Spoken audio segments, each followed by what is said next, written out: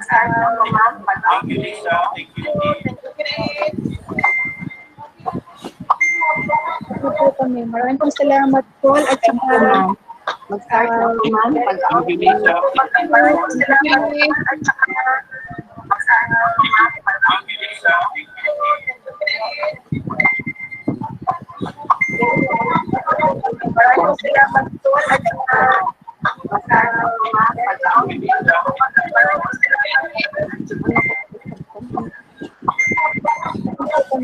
salamat po at saka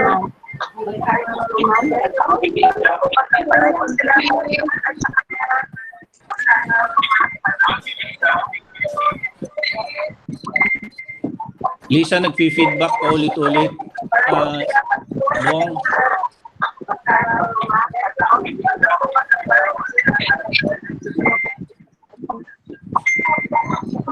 maraming salamat po at saka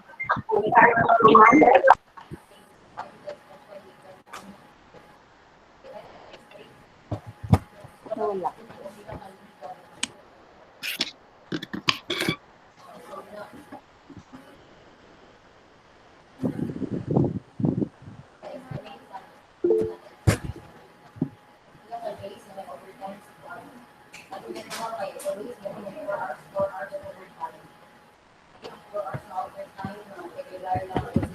Wala ang sound.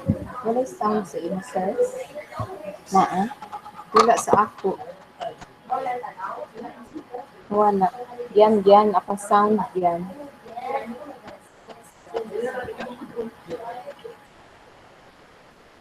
May sound dito? Wala ko sound.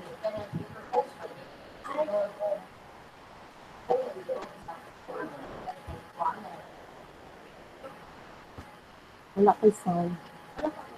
Hindi na ko madunggan.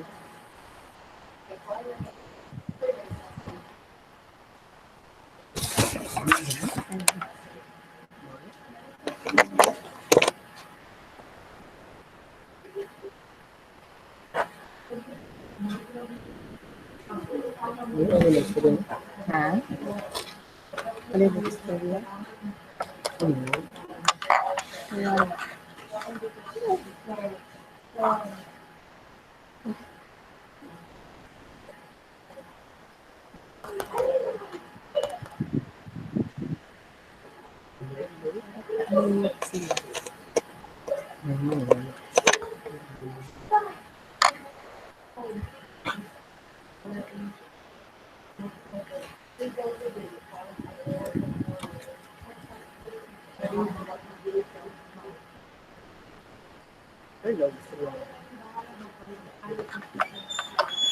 Hello?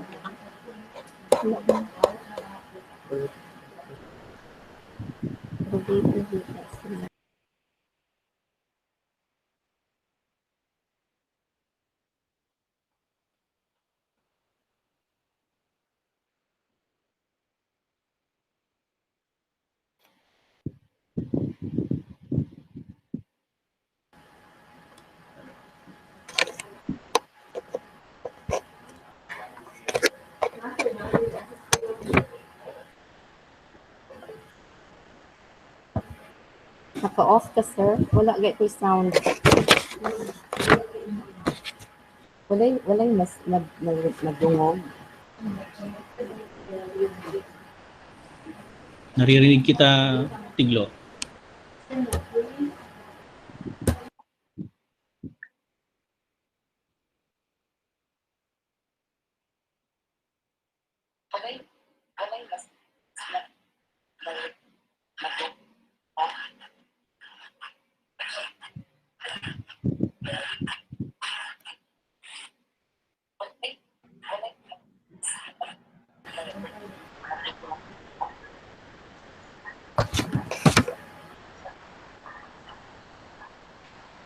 Wala ko dyan.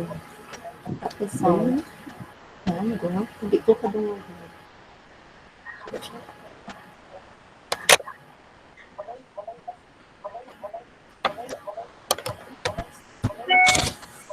Start na ka diretso.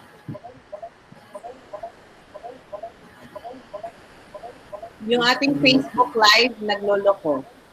Dungog mo siya. Sino nag-administer? Pwede na ako mag-start.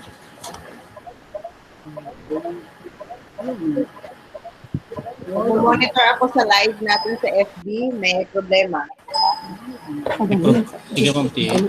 Papatingnan. Ha? Okay na? Nag-okay na. Okay na.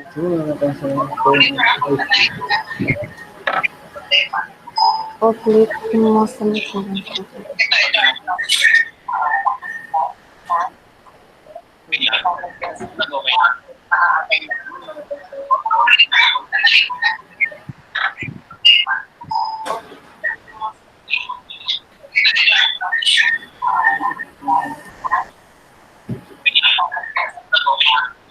Sigit nagalagyan. Wait lang. Hindi na lang ha. Mas ako cellphone. Nakadunggan ako na po dyan. Start na po.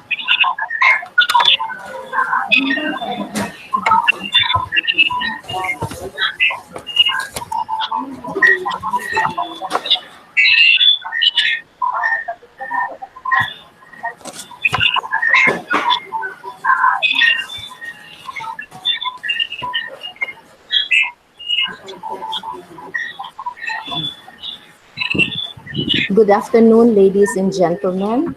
Good afternoon to all our viewers.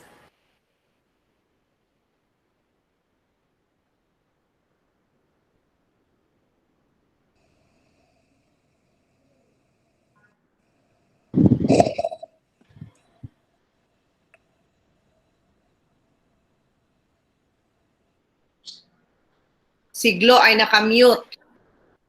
Nakamute siglo, hindi naririnig.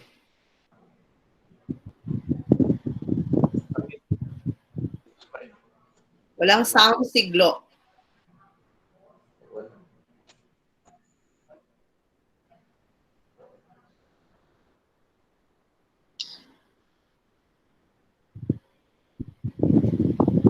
Balik ko na po.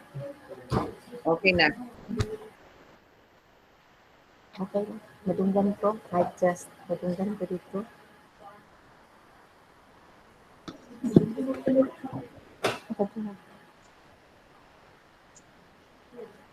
Mic test. Mic test. Balhin na lang nagyan doon. So, para sure. Laptop mo ko na.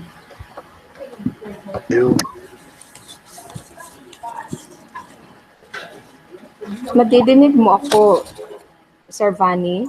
Yes, naririnig ka. Parang may problem sa Naririnig ka. Madungog man ba po yan? Naririnig ka, Tiglo. Asekla, narinig ba ako? Yes, naririnig ka. Sir. Okay. Good afternoon, ladies and gentlemen. Good afternoon to all our viewers, our cooperatives from all over the Philippines, and the CDA from regions 1 to the regions of CAR, NCR, Caraga, and also of the BARM, the Bangsamoro Autonomous Region in Muslim Mindanao. Maayong hapon sa tanan ng mga cooperatives nato in Mindanao, in the Visayas, and maayong hapon dira sa inyo sa mga kasimanwa ko sa Iloilo, and magandang hapon po sa lahat ng taga Luzon, and good afternoon, good day, or good evening to all those who are watching us from all over the world, because we are running live in the CDA FB page, the CDA Philippines, and while you are watching us from your own time zones, we are running the KOOPS e-forum today at 2 to 3:30 p.m. This is the first program of the CDA that will follow to run every first and third Wednesdays of the month. I am Gloria V. Barrido of the CDA Cagayan de Oro, Region 10, assigned to be the moderator for today.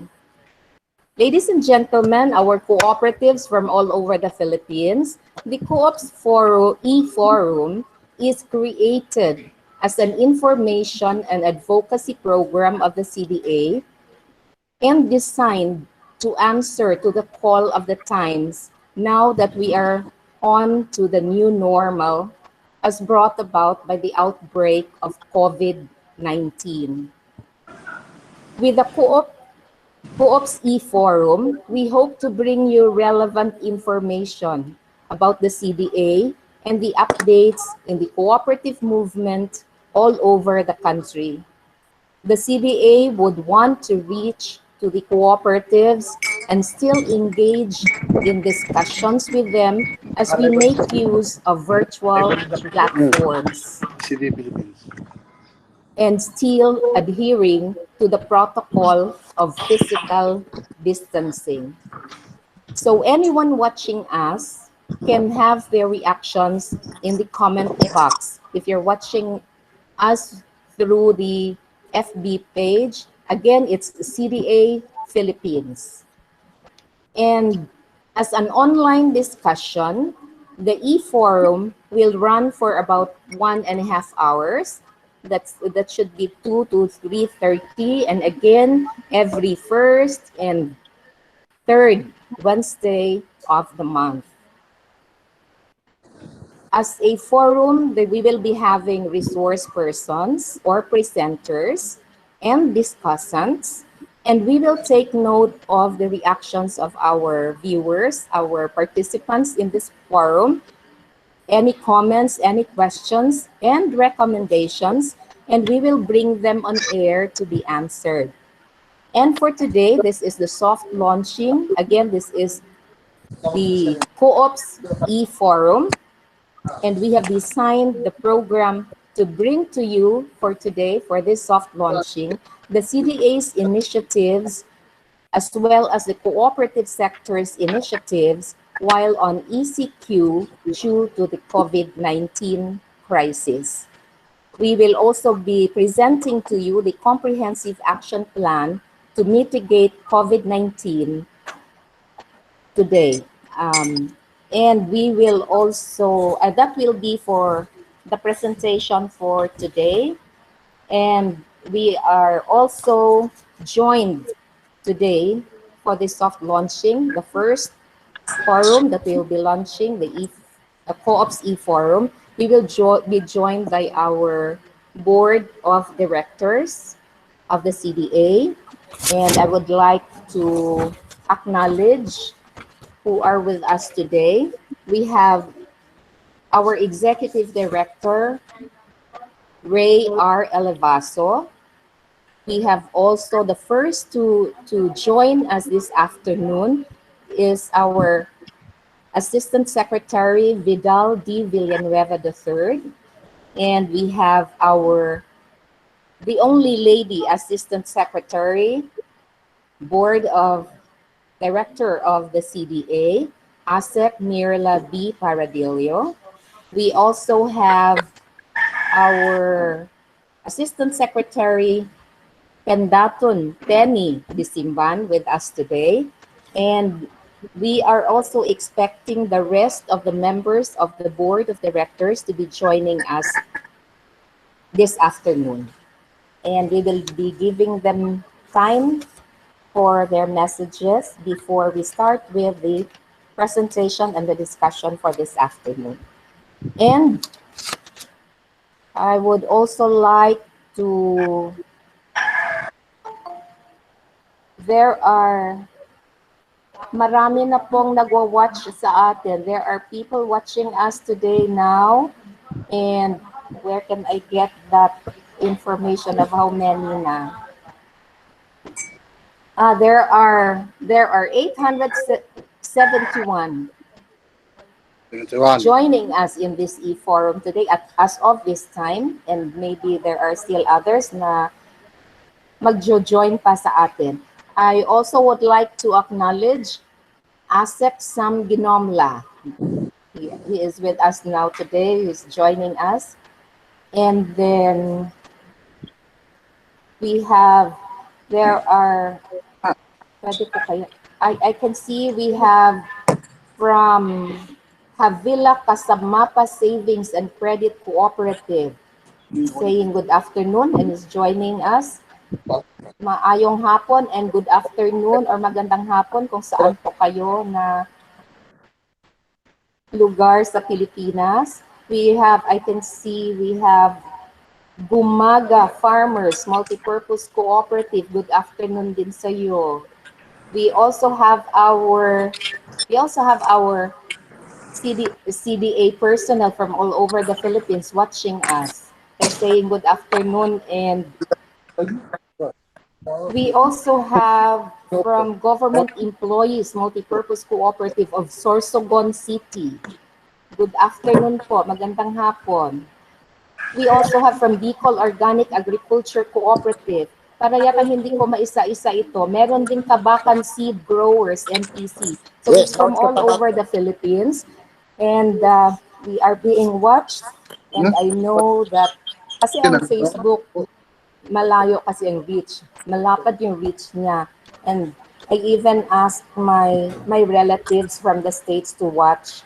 Kasi it's first time ko. And it's the first time for CDA to have this KOOPS e-forum. So meanwhile, we will take note of,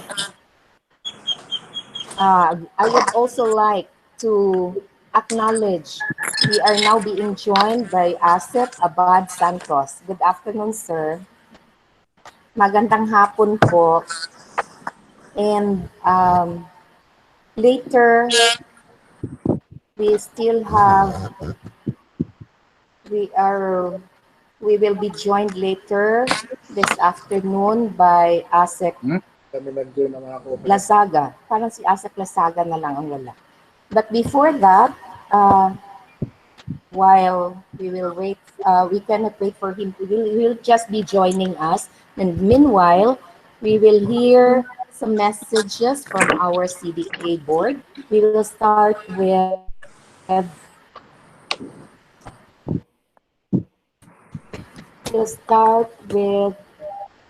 the youngest member of the board of directors of CDA. Not that he is the youngest, because he is the youngest, he is the first to speak, but in fairness, siya ang pinakaunang pumasok nag-join sa atin. Ladies and gentlemen, mga cooperatives natin all over the Philippines, we would like to present to you our board of director of the CDA, who heads the credit and financial cluster. We have Asek Vidal D. Villanueva III.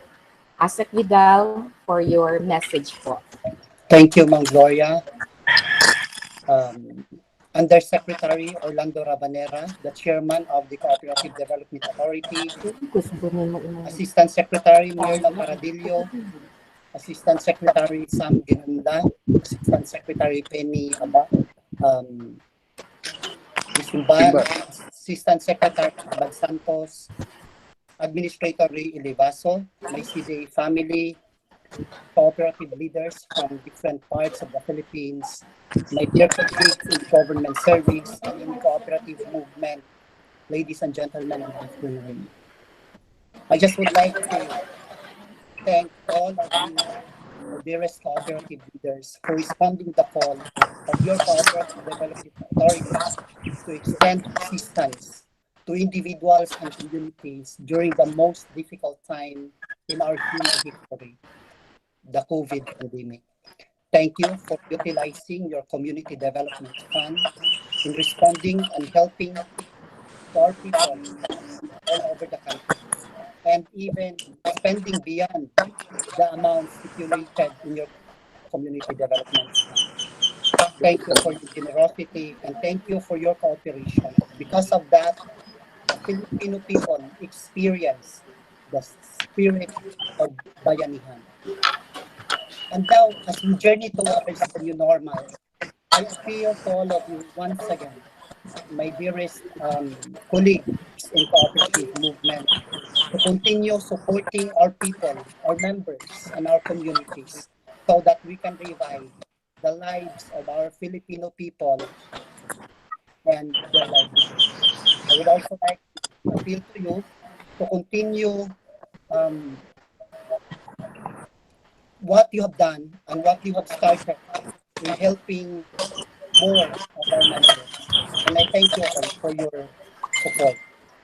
And also, I would like to appeal to our cooperative leaders, especially to those in the finance cluster, to support me also as I go all over the country when this pandemic will have its cure, because I will be going all over the country for the six organization of the finance cluster. So I would like also to appeal for your support and for your help so that I can finish the formation of the APEX organization for the finance cluster, where I can consult in circumstances that I need to consult matters important and affecting the finance cluster. That's all. And I pray that Senior Santo Niño of Cebu will continue to bless all of us and will continue to protect all of us Filipino people. God bless and mabuhay. Tayo na.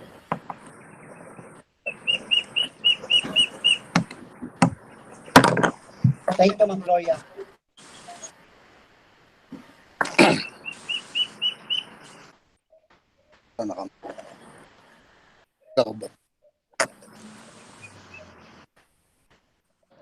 Nawawala yung host.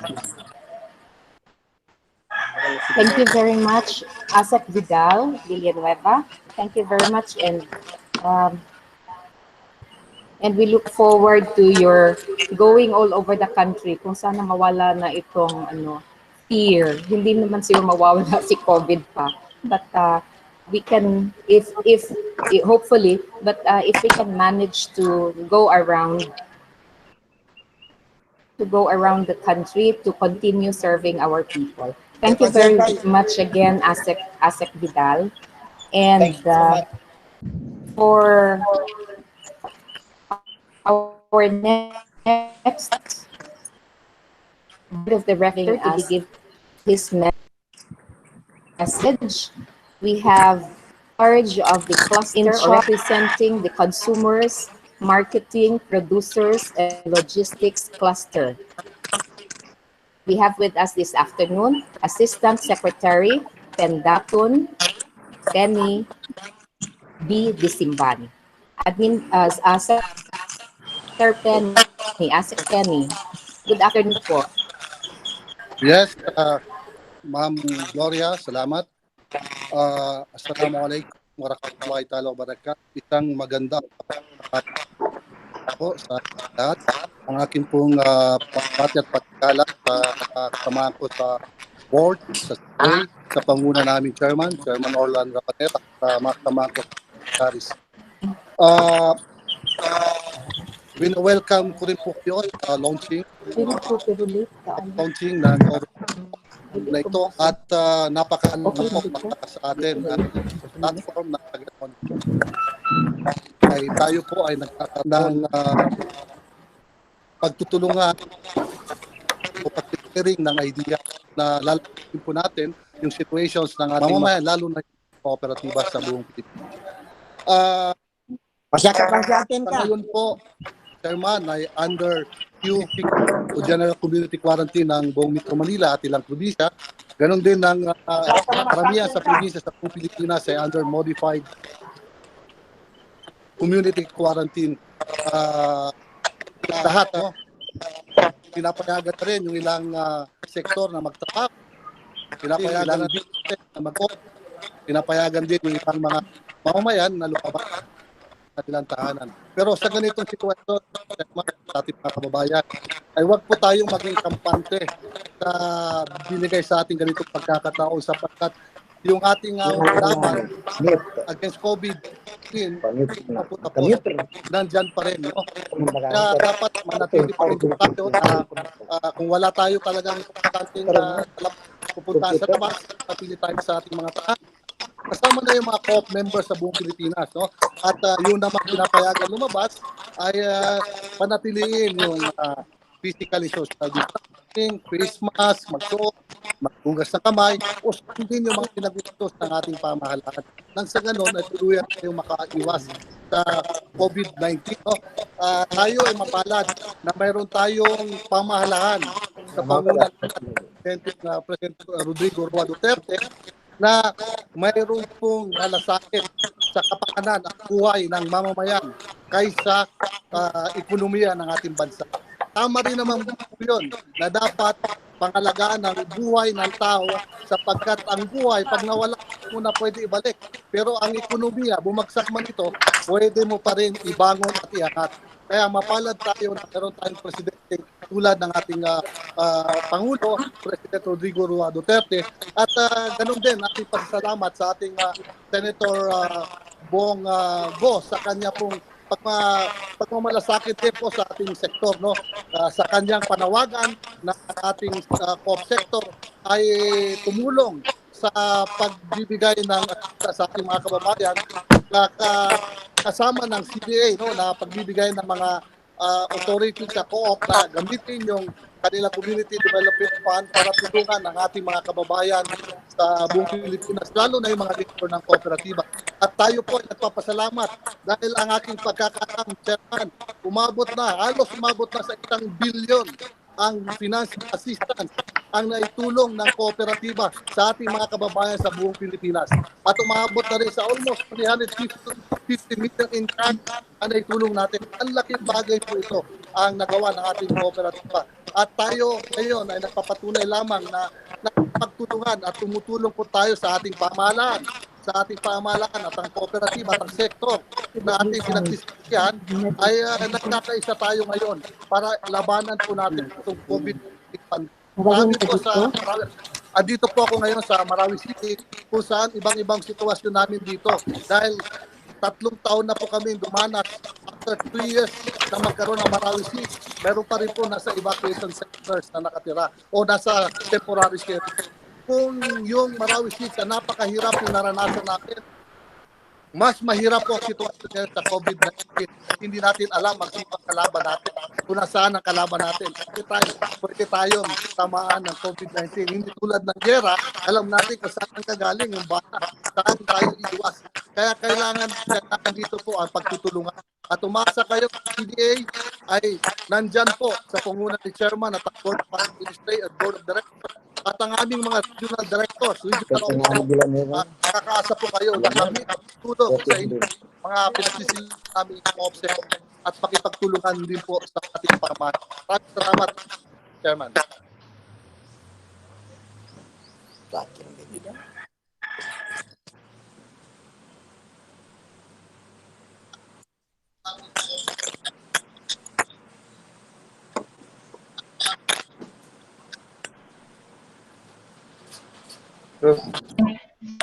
Thank you very much. Thank you very much po, Asek Penny. And meron pong nagre-request dito. Alam po natin na merong audio glitches po. We are trying yung mga natin dito, mga administrators natin dito for this e-forum are doing their best to fix the problem. Request lang po na while hindi kayo pero parang naka-mute na. Kung sino lang po ang magsasalita, yun lang ang i-on natin yung microphone po. Sa ating mga presenters natin and sa ating guests, yun pong request. Para meron pa ring pero we are trying to fix the problem po. Doon po sa mga nag-leave ng mga messages sa comment box po ng Facebook natin. With regards yung sa parang audio problem.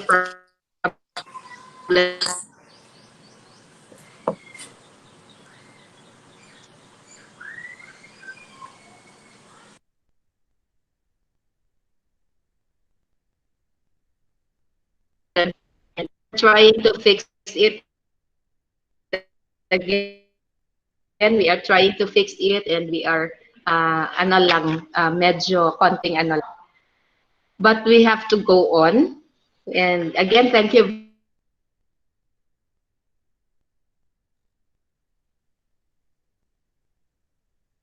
very much, Asik Penny. And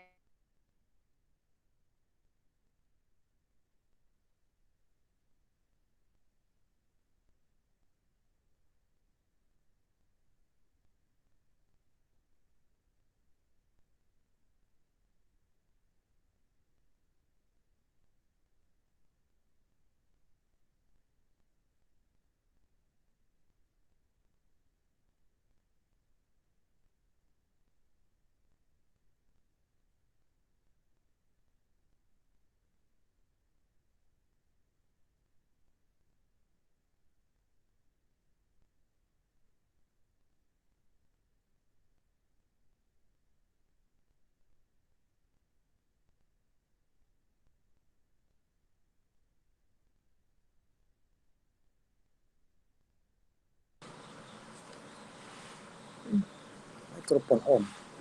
dapat na nabukan ko. Iba request.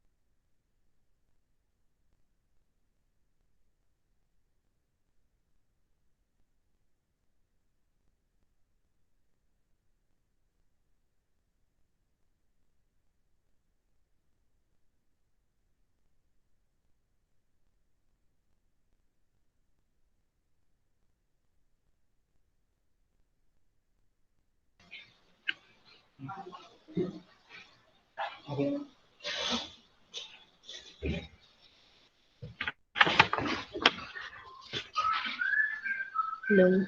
Hello. Mic test. Okay na.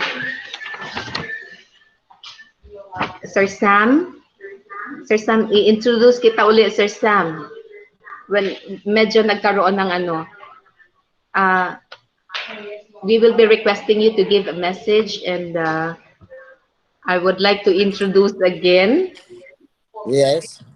Yeah, Sir Sam. Yes, Sir Sam, I would like to introduce, to give us a message, is another board member of the board of directors of CDA, representing the Education and Advocacy Cluster, as Assistant Secretary Abdul Salam A. Ginomla. Sir Sam. Yes, maraming salamat, Lo. My respect to our Yusek Orlan Rabanera, my colleagues in the board, Asek Lac Paradillo, Asek Dato Penny Disimban, Asek Badi Santos, Asek Boy Lasaga, and Asek Villanueva. And of course, Administrator Eddie Ray. Good afternoon to everyone.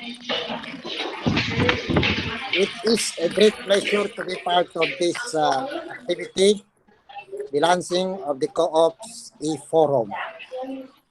This is an online platform of the CDA to discuss relevant information beneficial to cooperative sector through video live streaming as well as authorities communication, sharing through live broadcasting, especially during this time that we are facing a crisis situation due to the common coronavirus. We are observing community quarantine in which social mass gatherings is strictly prohibited. Bagamat ang CDA ay hindi tumitigil sa paghahanap ng pamaraan upang sa ganon ay maabot natin ang lahat ng ating sector, cooperative sector, entire Philippine archipelago. This scheme, the Co-op e-forum, is a great opportunity for all cooperative sectors in the country to reach out and interact with one another in a more convenient manner. It is also a virtual platform to easily communicate new administrative issuances, and other related guidelines of our office.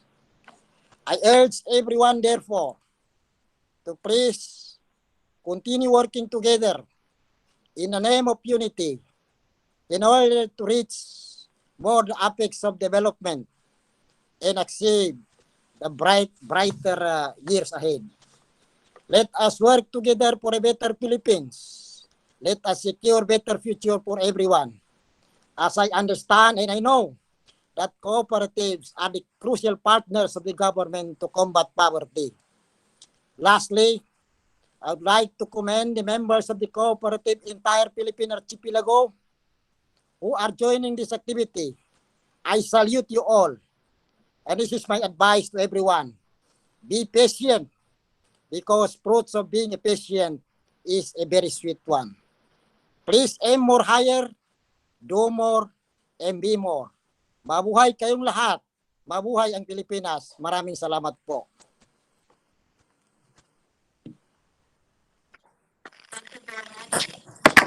Thank you very much, ASEC Sam.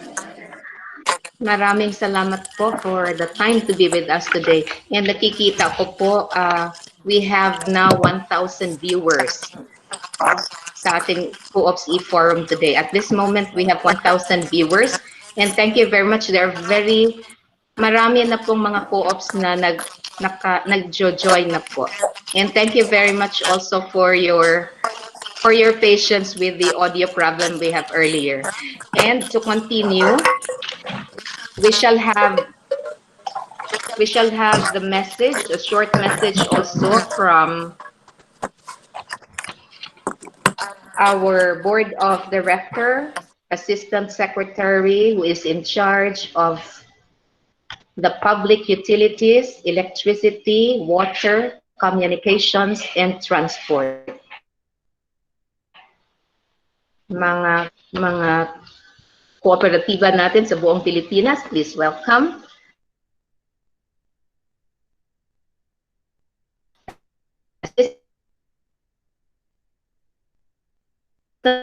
Secretary Abad, ASEC Body. ASEC Body, for your message po.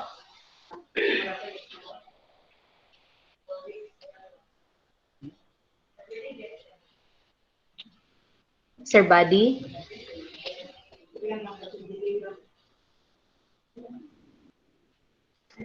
Sir Buddy, parang naghang.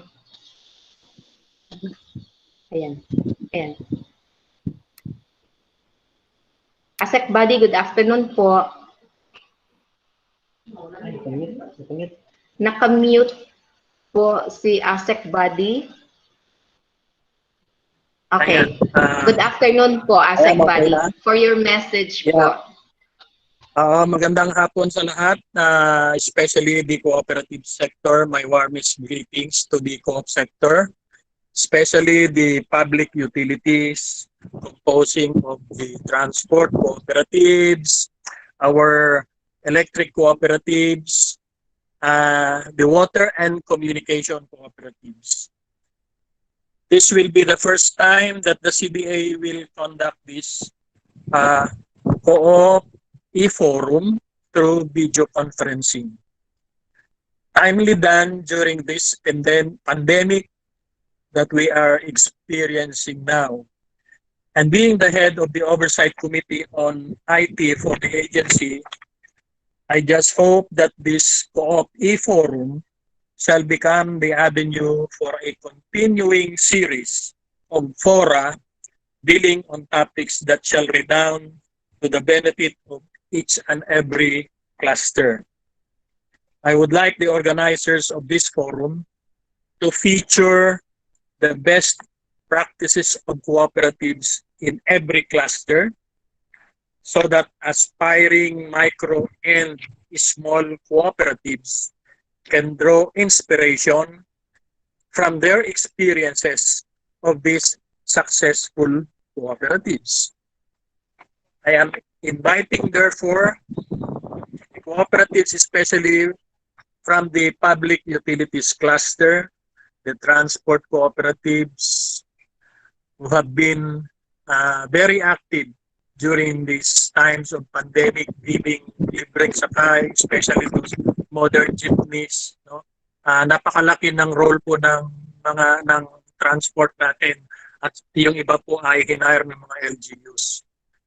Our electric cooperatives who have been patiently also giving, maski na hindi natin maiwasan na may mga brownout pa rin, ang ating mga water service cooperatives to listen and to join this cooperative e-forum.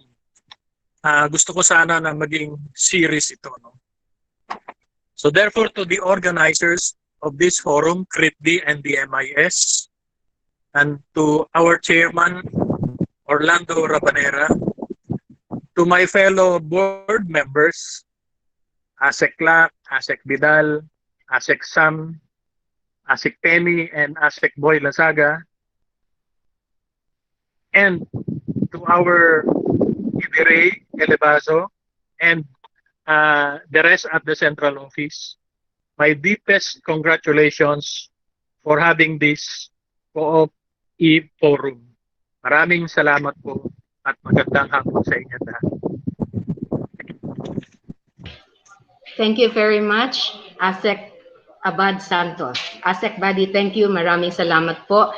And yung wish po ninyo, Asek Badi, matutupad talaga.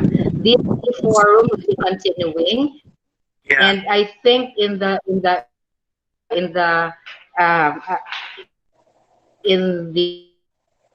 another we are scheduled to be on air on every first and third Wednesdays of the month. And I think in one of the Wednesdays of July, meron na po sigurong naka-schedule na kayo po ang kayo ang mag-represent, representing the cluster that you are yung sa transportation sa Okay. Salamat. Yes, sir. Yes, sir. That is taken. That is point taken, sir. Thank you very much. And magandang hapon, sir. And I would like to, I would like to have the count now. Live watching us is already 1,001 viewers. We have 1,100 viewers at this very moment, and I would like to acknowledge watching us from San Francisco. Sabi ko na nga kanina, worldwide tayo. This is from San Francisco Water Service Cooperative, but that's San Francisco of Cebu. Maraming salamat, San Francisco Water Service Cooperative. We also have viewers from St. Francis Development Cooperative of Baler, Aurora. We also have from Coasco, MPC, magandang hapon po sa inyo. And from Negros Oriental 2 Electric Cooperative of Dumaguete, maayong hapon and magandang hapon sa inyong lahat. And to continue, we'll have more of our assistant secretaries, our board of directors of the CDA to give us a message. And as of this time, we will have to hear from the lone lady, Assistant Secretary of the Cooperative Development Authority, representing or taking charge of the Human Services, Health, Housing, Workers, and Labor Service Cluster. Ladies and gentlemen, please welcome Assistant Secretary Mirla B. Paradillo. Asek Lac. Good afternoon po. Thank you very much, Glo. Magandang hapon sa lahat, lalong-lalo sa mga cooperative na talagang tumugon sa panawagan natin na mag-join. Magandang hapon po at sa aking mga kasamahan sa CDA. Magandang hapon sa lahat ng board, kay chairman at Edire at sa the whole CDA family. Magandang hapon po.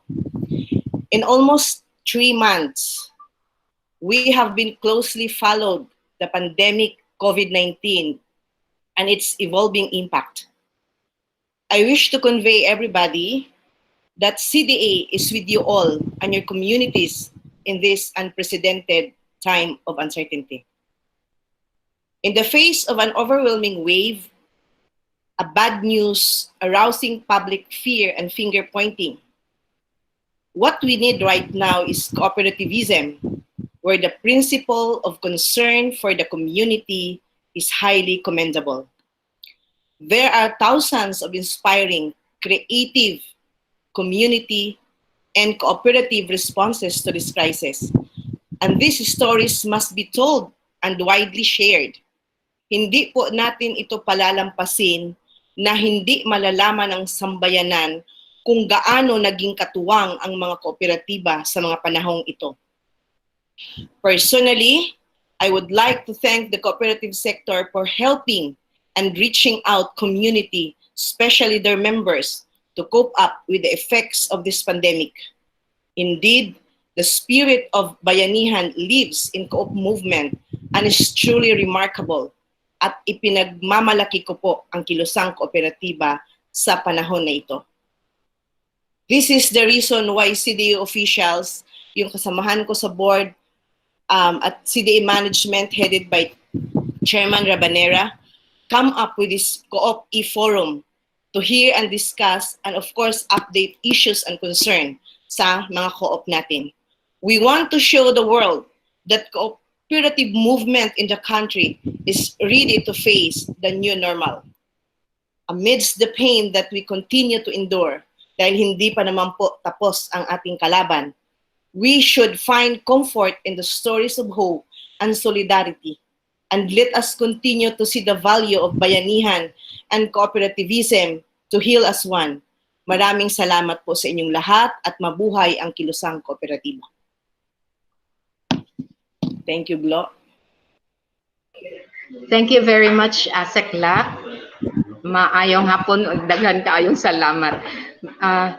We would like to, before we go on, we would like to acknowledge si Bulacan Public School Teachers, MPC, and that's presumably in Bulacan.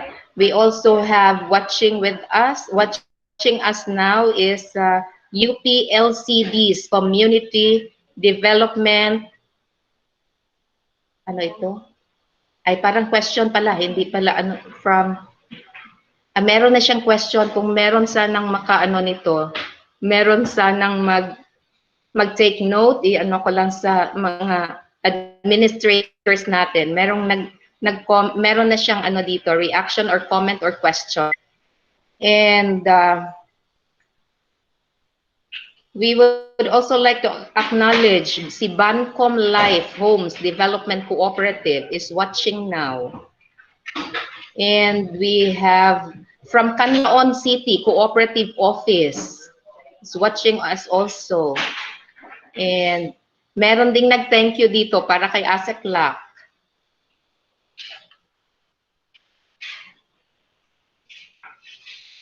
And marami pa silang nagko-comment, nag-watch, and nag-join. Go on to, wala pa kasi si Asek Lazaga. So I think we have to move forward to give us now the context. In his message, he will be giving us the context and the relevance of this e-forum and the importance that we should be continuing this and we should be pursuing this at this time, endeavor at this time of the new normal. Buong Pilipinas, and we bring you at this very time our chairperson of the Cooperative Development Authority, USEC Orlando R. Rabanera. Sir, Mr. Chair.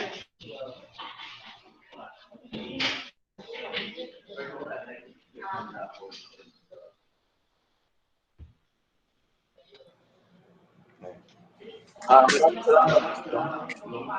Isa pong mapagpalaya at auspusong pagbati sa lahat. Thank you so much for the privilege of speaking before you through this video conferencing. My great honor to touch base with the cooperatives in whose name and for whose cause we are in CDA 4. And of course, to my colleagues in the board, the Honorable Assistant Secretaries, if I may name them, say Asik Lak, Asik Badi, Asik Penny, Asik Sam, Asik Boy, and Asik Vidal. And of course, also to Administrator, Executive Director Idere, and sa inyo pong lahat. No? At the outset, please allow me to underscore the imperative need and importance of this video teleconferencing. As you all know, the advent of technology and the utilization of the various medium of communication besides face-to-face interaction has now more than ever been very crucial in the recent times, especially with the effects of brought about by COVID-19. From the usual meetings, conferences, and seminars, it has now evolved into video conferencing with webinars and e-forums. All these are part of the new normal world. This type of interaction has its own set of advantages, including flexibility and convenience, where you can attend and participate in the session in the comfort of your own home or office. And this e-forum will also be uploaded in the CDA Philippines YouTube channel and Facebook. Overcoming geographic location is another great advantage of this e-forum, as it could be accessed from almost everywhere else in the world, and everybody can participate and share their insights and comments, wherever they are. And lastly, the number of participants that can access and participate is greater as compared to the previous practice of conducting a forum in a selected venue. After the forum, participants can also share the uploaded video so that others can also access. Such is the beauty and importance of technology, especially in these most trying times for the cooperative movement in the country. Having said the relevance of this teleconferencing, please allow me now to give the following updates, if I may. Your Cooperative Development Authority has responded to the call of the times, as mentioned earlier by my colleagues of the board, especially Asik Lak, and since the onset of the pandemic. We have released memorandum circulars, letters, and participated in discussions with other government agencies, all intended to support the cooperative sector during this crisis. If you may recall, on March 12, 2020, the CDA released Memorandum Circular 2020-03, which provided regulatory relief for cooperatives in view of Proclamation number 922. Under the said MC, COOPS which opted to postpone their General Assembly meeting and election of officers shall be relieved from conducting General Assemblies and election of officers. Conduct of community programs or activities involving a large crowd and be relieved from the findings of CDA for non-presentation to the GA of the required reports and non-approval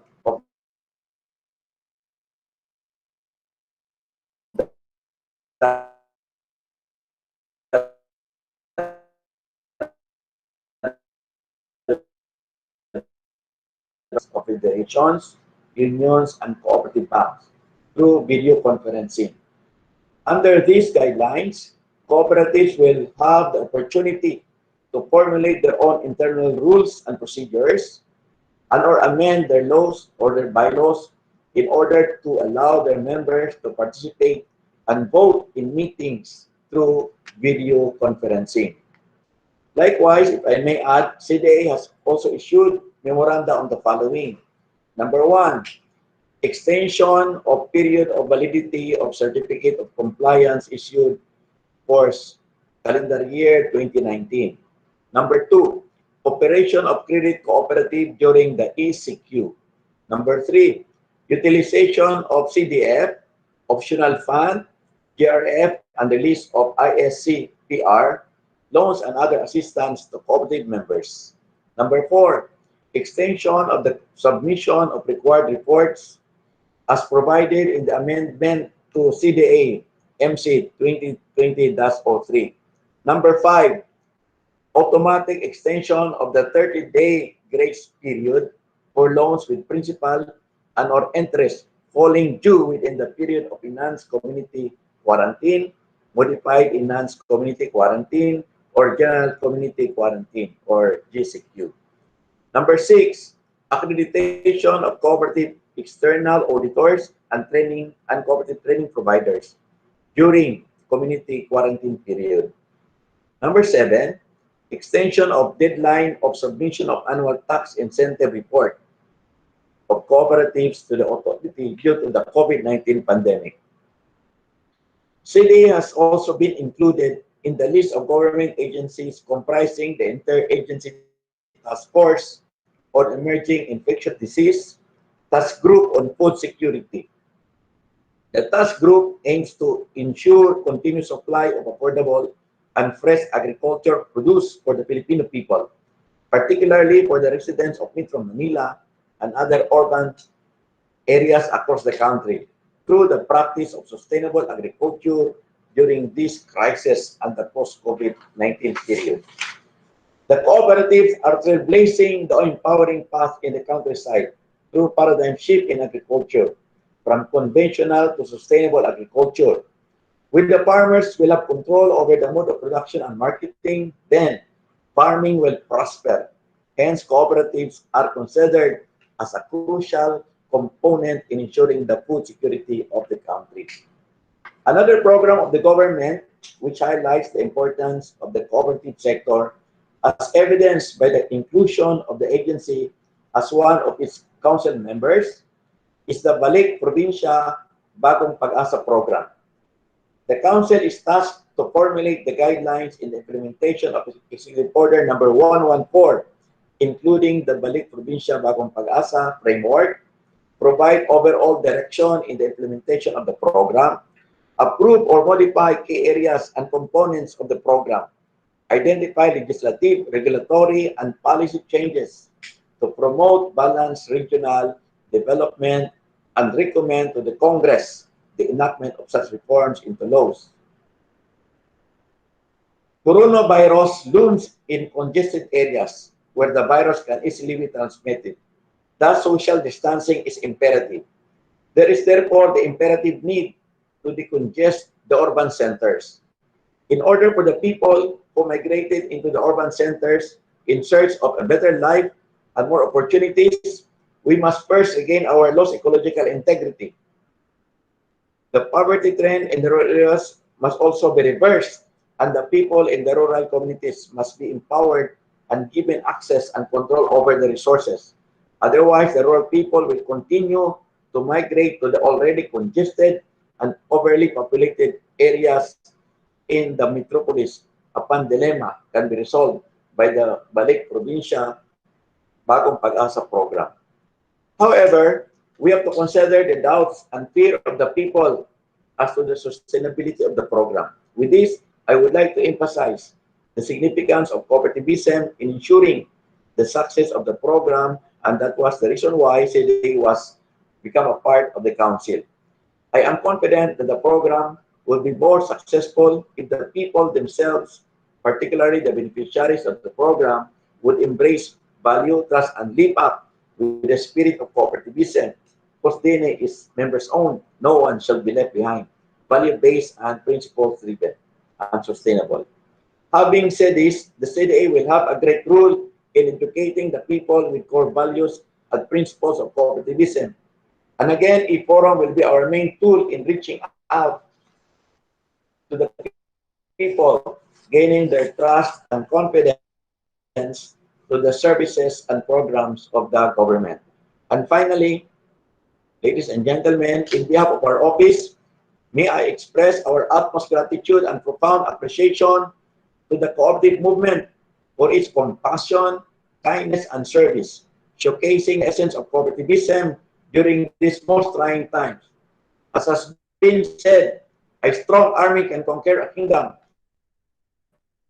but the strongest army in the world cannot stop an idea whose time must come.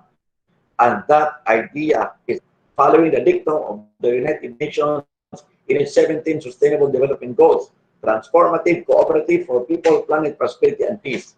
In these most critical times, when the world is changing profoundly amidst climate change, violent extremism, and crisis in democracy, deep inequality and racism, causing chaos in the United States, not to mention the continuing control of COVID-19, social transformation being trailblazed by the cooperatives is indeed a countervailing force to stop the accelerating drive towards social, economic, and ecological disasters confronting humanity. Thus, we can honestly say that amidst the darkness of the contemporaneous times, the light called cooperativism shines through. Yan po ang katotohanan na pinakita ng mga kooperatiba sa buong bansa. Sa inyo pong lahat, isa pong taimtim na pagpupugay. Yan po ang isinigaw ng buong sambayanang kooperatiba noong 2015, 100 taong pagpupugay kooperatiba tulay sa maunlad na buhay. Marami pong salamat at mabuhay ang kooperatiba. Thank you very much, Yusek Rabanera. Daghan kaayong salamat.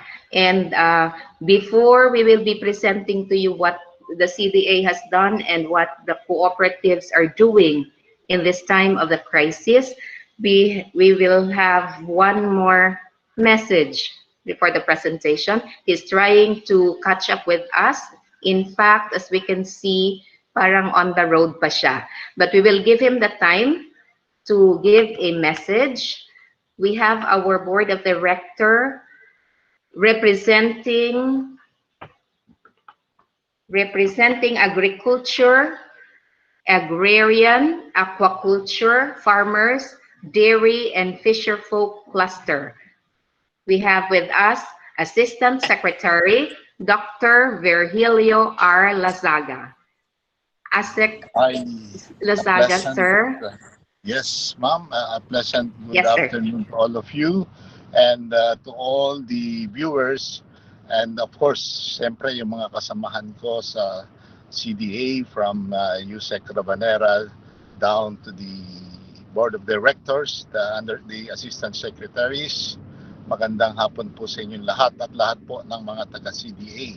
Isa pong napaka-makasaysayang pagkakaiba sa mga nangyayari na hindi tayo na personal na nagkakatipon-tipon, ngunit sa isang video conferencing. Isa pong pahiwati na nagbabago talaga ang mundo at talagang kailangang mag-adjust ang bawat isa sa atin sa hindi kanais-nais na hindi maiiwas ang pangyayari ng isang COVID-19 infection, viral infection. Alam po ninyo, all of us have been guilty in one way or the other of doing something in the past which we know we should have not done. Our lives are not meant to live for ourselves alone. Human beings are communal animals that should interact with each other. Napakalaki po ng responsibilidad natin, lalong-lalo na po sa aming masaya lang na pinag-uusapan ngayon sa Department of Agriculture na ako po'y napakaswerteng napalagay dito sa sektor na ito at ang aming pong primary issue ay ang food security, kung saan po na talagang inuobliga ang ating pong agricultural sectors na maging productive sa kanilang mga isinasagawa upang mabigyan ng mga pangunahing pangangailangan, walang iba kundi ang ating pong mga pagkain. At ako po'y natutuwa sa ating pong mga agricultural cooperatives kung saan talaga po naman ay nagresponde at ang inyo pong lingkod sa pamamagitan ng inspirasyong ibinibigay sa akin. Una ni Yusek Rabanera, ikalawa ng aking mga kasama sa Board of Directors ay mahigpit po ang kanilang mga tagubilin kung saan ako naman po ay tumupad sa pagbisita sa ating mga agricultural cooperatives at napananatili po natin at na-maintain na ang supply ng ating mga pagkain. Si Secretary Dar po ay kitang-kita ko ang kanya pong pagnanais na matugunan ang ating pong krisis. Ganun din po ang iba pong mga secretaries, si Secretary Lopez at maging si Secretary La Peña at ang iba pa po, si Cabsec at lahat po ng aming mga kasama dito sa Ganun pa man, ako po ay talagang nagpapasalamat sa Panginoon sapagkat napakarami niyang mga ibinigay na kasangkapan at mga kinakailangan natin at lalo pong ina-address nito natin ngayon. At para po sa inyong kalaman, ang 1 million hectares na binabalak na may mabigyan ng irrigation ng NIA at ng ating pong Department of Agriculture ay hari nawang ipagdasal natin na magkameron ng katuparan. So sa ngalan po ng CDA at sa ngalan po ng mga tumulong sa kabila ng krisis, pinagpapasalamatan ko po si Senator Bongo sa kanya pong napakagandang ibinigay na apila sa ating mga kooperatiba kung saan napakaraming tumugon. At ako'y tinext na po ni sa Pera Cooperative at lahat po ng mga iba po pong cooperatives. Kamakailan lamang po sa Philippine Medical Association ay nagbigay ng 3,000 PPEs para po sa ating mga manggagamot sa buong Pilipinas. At ganoon din po si ASIC Lac na ibinigay niya at si ASIC Buddy, si ASIC Penny, si ASIC Sam at si ASIC Vidal na nagbigay po ng napakagandang suporta sa lahat po ng ating pong pandemyang nagganap na ito. Sa inyo pong lahat, kami po sa CDA ay nangangakong magtatrabaho ng gusto upang matugunan ang pangangailangan ng bawat Pilipino. Isang magandang hapon po sa inyong lahat. Maraming salamat po, Asek Lasaga. Maraming salamat and thank you for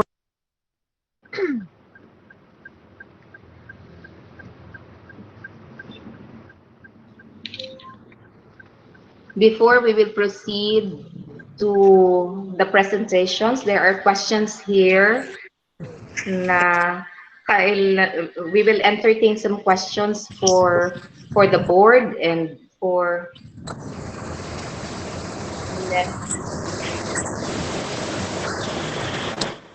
meron kasi dito from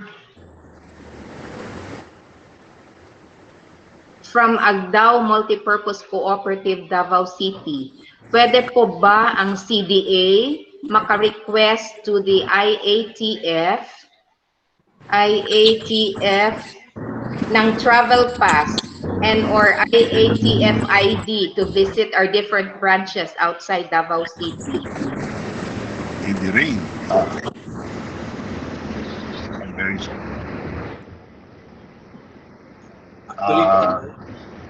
Maybe Idire, ikaw na ang pwede ba? O si Yusef ba ang sumugod dyan sapagkat kaya po natin tugunan na yan. If I may, I'd like to answer that. I guess there is no reason why we should not ask for that. Because ngayon pa lang po, yung sabi kanina ni Asikoy, no? Talaga nakita po nila ngayon ang kagandahan ng kooperatiba, especially providing food security, water security, and everything. At saka yung continuing mobilization sa ekonomiya. Kaya nga, ganun po kahalaga ang kooperatiba. So, if I may, perhaps we can affirmatively, positively respond to that particular request of the cooperative. No? Yes, sir. We will coordinate with the ICT, sir. Yeah, please. So the answer is in the affirmative. Yes, sir. Okay. That IDRE has been instructed by the board to now facilitate that request. Okay. Okay. Yes, so I think that is clear. That is the answer from our board for the question of the Agdao Multipurpose Cooperative of Davao City, the granting of the IATF pass for the different branches, the different personnel and branches of the cooperative. And for Meron pong question, sir. How can the primary cooperatives proceed with the GA meetings and election?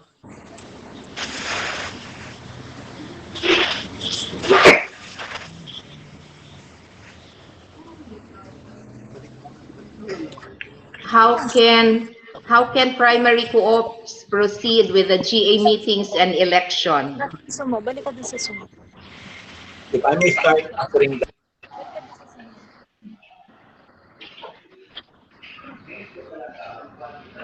I think itong question is the board will be coming up with the memorandum circular, and we will be disseminating the information to cooperatives. This is with regards to the holding of the GA meetings and election of officers of cooperatives.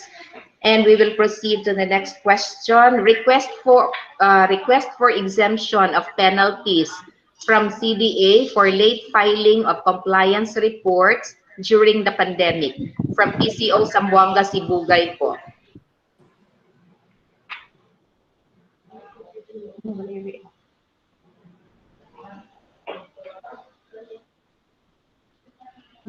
Meron within the ambit of the memorandum circulars that the CDA has issued actually, yung mga regulatory relief. Either, that's within the parameters of the regulatory relief measures that we have given. It's actually yes, sir. included in that, no? Okay, sir. Yes, sir. Thank you, sir. That's right, sir. And we will also advise the cooperative to contact their CDA in their area for the copy of the memorandum circulars, or to be assisted accordingly. Another question, sir. Mr. Chair Ravanera, we are seeking help regarding the bank that can finance the PUVMP. We already give the down payment for the said unit, Gazelle Motor Company, but our problem, we don't have yet the bank that can finance us. Pero walang sinabi ko anong co-op. Meron lang nagpapatulong. Maybe we can... These queries are very important. And so if Yes, I'm not a cooperative, can you make it formal with all of those information? Perhaps a letter to us will be necessary para makita natin ang mga parameters of the engagement, mga details. Kasi ganito mga question, what is important are on the details, no? Ano talaga ito, saan nila walang magkuhan, so all of this. And then with that, we'll give that for a further analysis, and then we will answer that particular question based on those details, mga facts na ibibigay sa atin, Ms. Glo. Because all of this, without the facts, we can hardly analyze that, no? So I guess that would be the answer. Idere? So yes, ganito na, the name of the cooperatives, ano ba talaga ang naging problema with regards to funding ba yan? So nagbigay ng a down payment, kailangan, yung mga ganyan pa. Yung mga ganyan. So ano ngayon ang kailangan? What are the action areas? And so if I may, these action areas should be categorical and concrete para malaman natin whether that is legally feasible or whatever, viable or whatever. So okay, sir, we will respond, sir. We will respond. Oh, please, And thank you very much.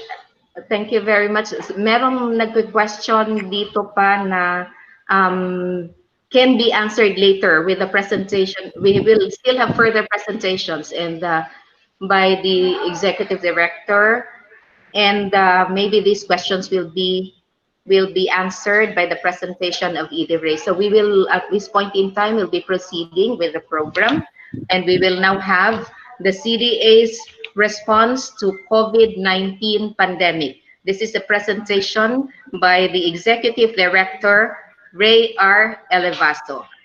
Sir Ray? Thank you very much, Glo. Maraming salamat. Good afternoon po sa ating pong iginagalang na Chairman Orlando Rabanera, sa ating pong mga mahal na board members, mga ASEC Vidal Villanueva, Asik Mirla Paradillo, Asik Vidal Pendaton Disimban, Asik Sam Ginumla, Asik Abad Santos, and Asik Virgilio Lasaga. Magandang hapon po sa kanilang lahat, to our viewers and our CDA personnel all over the country. Magandang hapon po. We are now presenting to you what the CDA, what the work of the CDA during the past period, March, April, and May, during this crisis, the national health emergency.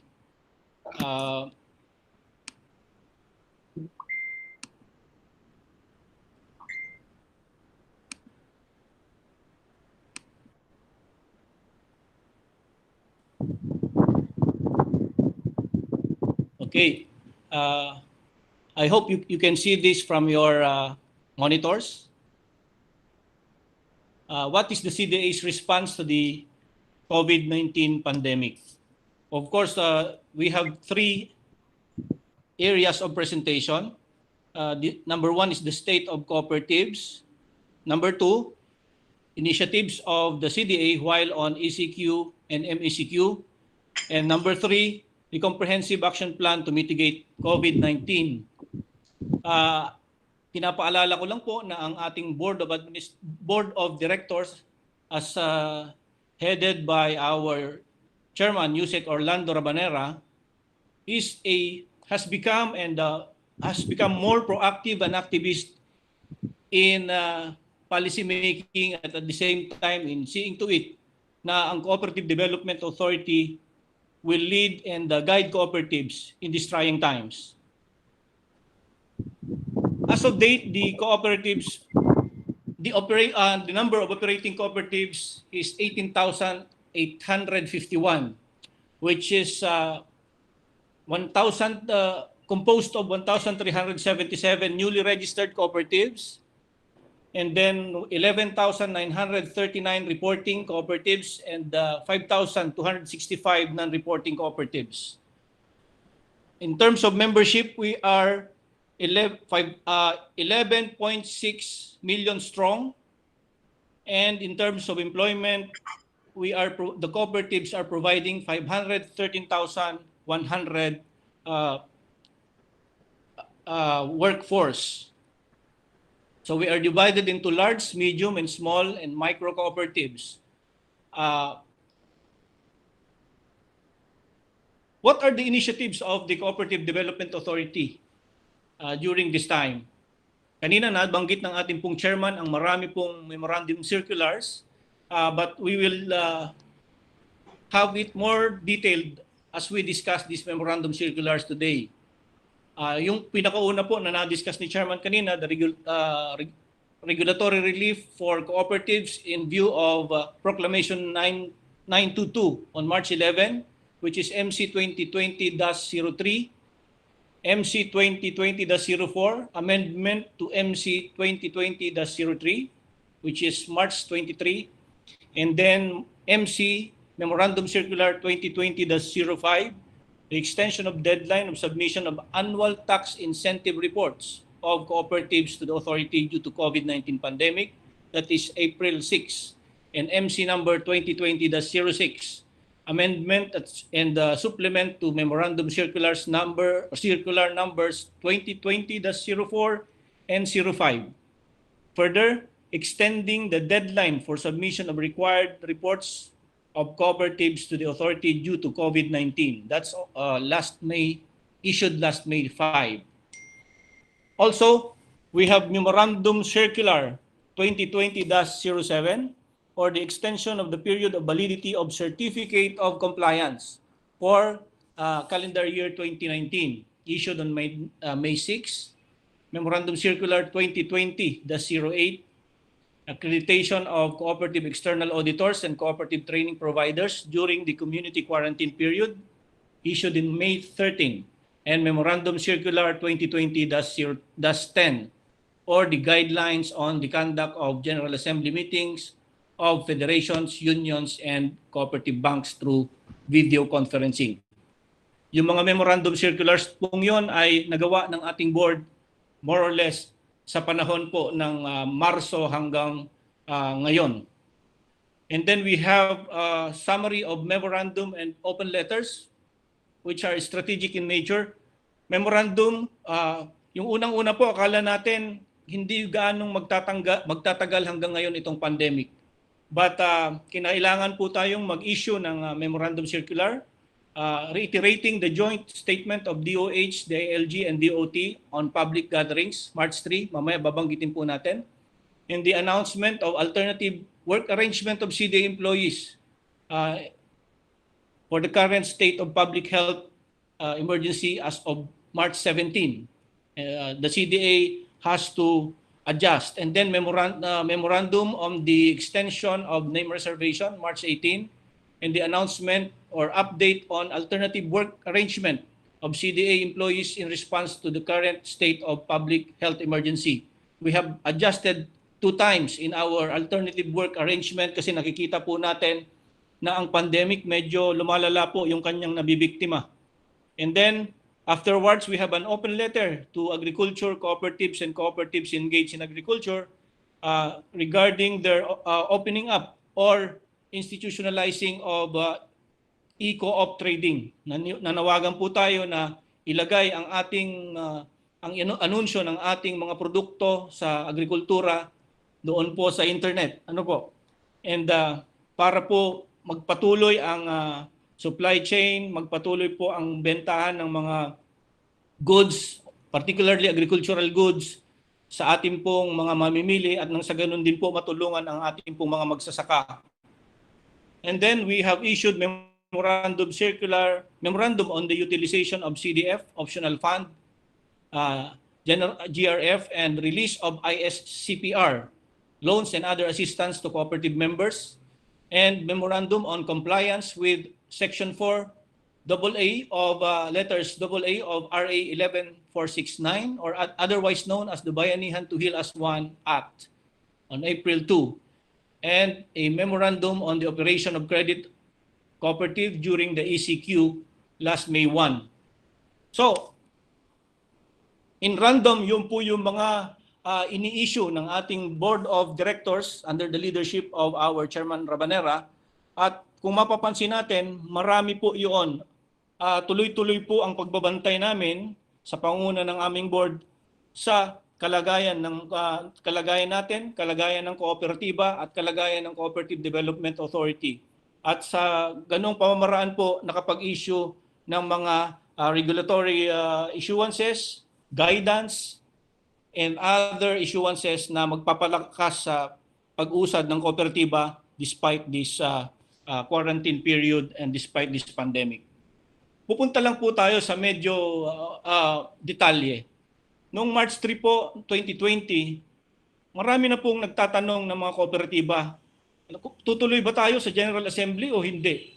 Dahil napakahalaga ng General Assembly sa buhay ng kooperatiba. At sa amin naman po ay nagmamanman kami sa sitwasyon. Anong gagawin ng Cooperative Development Authority? Thus, we issued reiteration of the joint statement of DOH and DOT, assuring everyone that it is safe to organize and attend public gatherings, meetings, and festivities as long as precautionary measures are observed. During that time, medyo ang tingin po natin, hindi pa gaanong grabe. Pero ang sabi natin, sige, mag-conduct kayo na GA pero with precautionary measures, with minimum health measures na sinasabi po ng DOH. Pero po, medyo grumabe nga ang sitwasyon. And last March 11, 2020, we issued the regulatory relief for cooperatives in view of Proclamation 922. Naramdaman na natin na ang kooperatiba hindi kayang maglunsad ng General Assembly. Ang Board of Directors po natin through MC 2020-03 ay nagsabi, "Ops, we have to issue a regulatory relief measure so that cooperatives will continue to operate despite this." So, in the light of the above stated proclamation number 922, ang sabi po ng board, cooperatives are hereby allowed to postpone their scheduled General Assembly meeting and election of officers for a period of 3 months from the effectivity of the circular, which is yung March 11 po, effective immediately yon. Upon issue, so 3 months sabi natin, o kaya until such time that the state of public health emergency is lifted, whichever comes first. Kung mapapansin niyo po, hopeful pa rin tayo na matatapos ang pandemya sa ikling panahon dito sa regulatory relief na ito. And then incumbent officers shall be on holdover capacity until such time that a General Assembly meeting and election of officers are conducted. And then, pending the conduct of a General Assembly meeting, the cooperative shall operate on a reenacted budget. Yun po ang sinasabi po ng Memorandum Circular 2020-03, including cooperatives which opt to postpone their General Assembly meeting and election of officers under this circular shall be relieved from the following. Number 1 is the conduct of General Assembly meeting and election, and then conduct of community programs or activities involving a large crowd, and then findings of the CDA for the following violations. So in regular times, in ordinary times, non-conduct of this, itong A and B will be a finding from the CDA because these are violations. 1, non-presentation to the General Assembly of required reports and non-approval of the developmental and annual plan during regular times. But today, because of crisis, the board of directors has given everyone, every cooperative, a regulatory relief. So, exempt po ang mga cooperative dito. Kung halimbawa ay hindi pa sila nakapag-present ng reports sa General Assembly, and at the same time, hindi pa po sila nakakapag-approve ng developmental or annual plan. And then, we showed how that this regulatory relief be availed of through the following requirements. Letter informing the CDA Central Office or Extension Offices concerned of the postponement of the General Assembly signed by the chairperson and or the CEO or general manager of the cooperative, and then board resolution requesting availment of the regulatory relief. In case the postponed General Assembly meeting will later on be conducted, the authority shall be informed of any changes in the submitted reports within 5 days after the conduct of the said General Assembly. So, sabi natin, the availment of regulatory relief shall cover only the operation of cooperatives for calendar year 2019. And on March 17, we adjusted to the situation.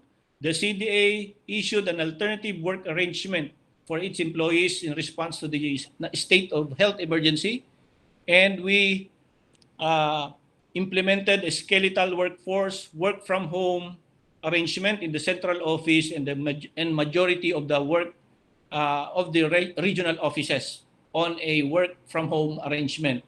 March 18, we issued a memorandum again for the applications for registration of cooperatives which name reservation have expired or will expire on or before April 12 will still be accepted even after the said date, even up to now. So that's for another regulatory relief measure of for registration. And on March 23, we issued an open letter to the agricultural cooperatives suggesting that agricultural products be available online at affordable and reasonable prices for domestic consumption. And still on March 23, we issued amendment to MC 2020-03 entitled Regulatory Relief for Cooperatives in view of Proclamation number 922. The requirement, as mentioned in this MC, is that the cooperative shall submit a letter through email informing the CDA Central Office concerned of the postponement of the General Assembly signed by the chairperson and or the CEO or general manager of the cooperative. Dati po yung una, board of directors, kailangan pa po namin ng resolution. But because of the changing situation, we allowed only the chairperson or the CEO or the general manager of the cooperative to submit a letter through email. So on March 2020, the same date, we issue, and then the deadline for submission of required reports is on June 15, 2020. That's under MC number 2020-04. In-adjust na rin po natin yung submission of reportorial requirements. In case the cooperative conducted in its General Assembly after June 15, 2020, the authority shall be informed of any changes in the submitted reports within 5 days after the conduct of said General Assembly.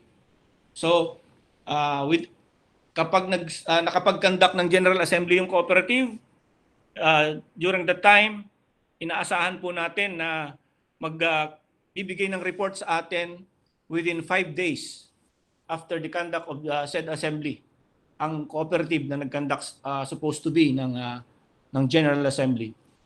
On March 26, 2020, we also issued a memorandum.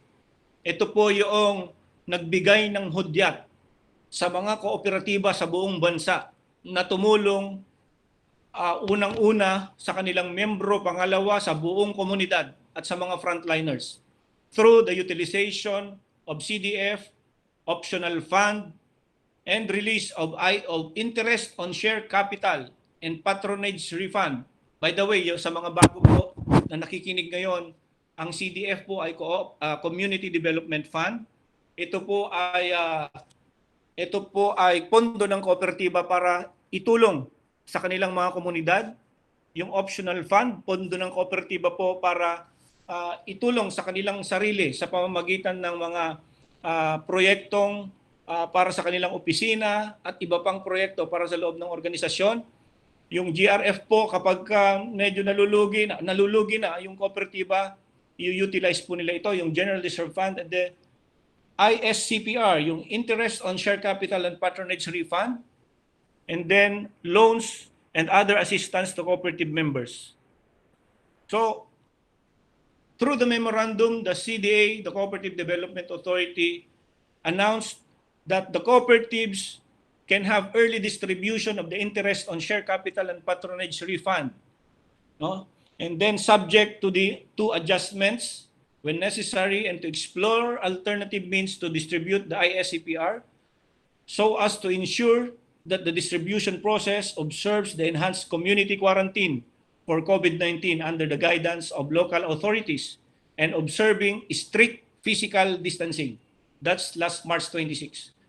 And then cooperatives are strongly encouraged to utilize their community development fund, which under Article 86, paragraph 3 of RA number 9520 shall not be less than 3% of their net surplus for projects or activities that will benefit the community where the cooperatives operate.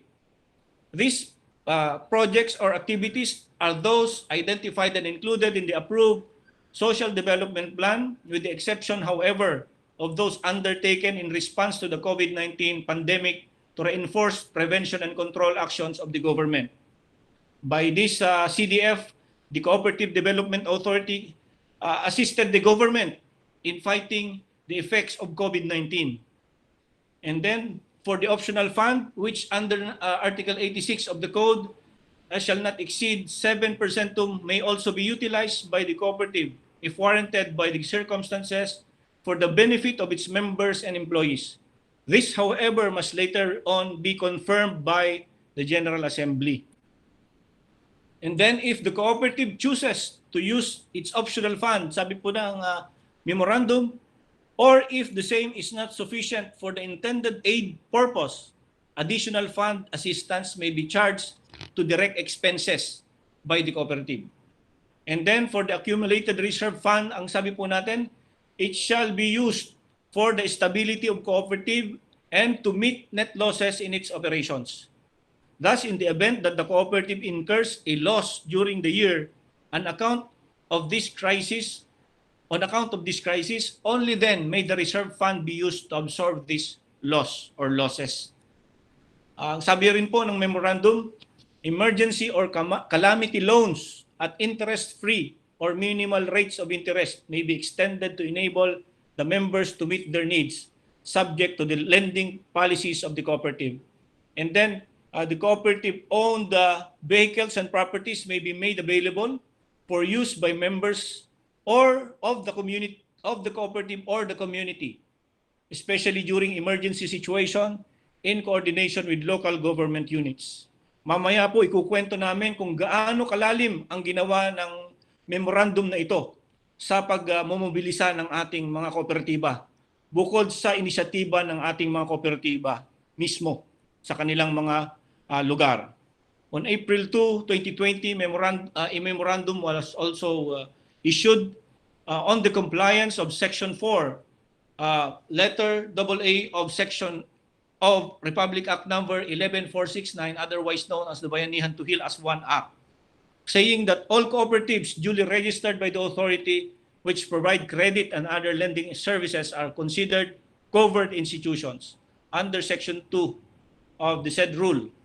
And they are, all cooperatives, these cooperatives are strictly reminded to comply with Republic Act number 1169, otherwise known as the Bayanihan to Heal as One Act, particularly Section 4AA, which says that the President shall have the power to adopt following temporary emergency measures to respond to crisis brought by the pandemic.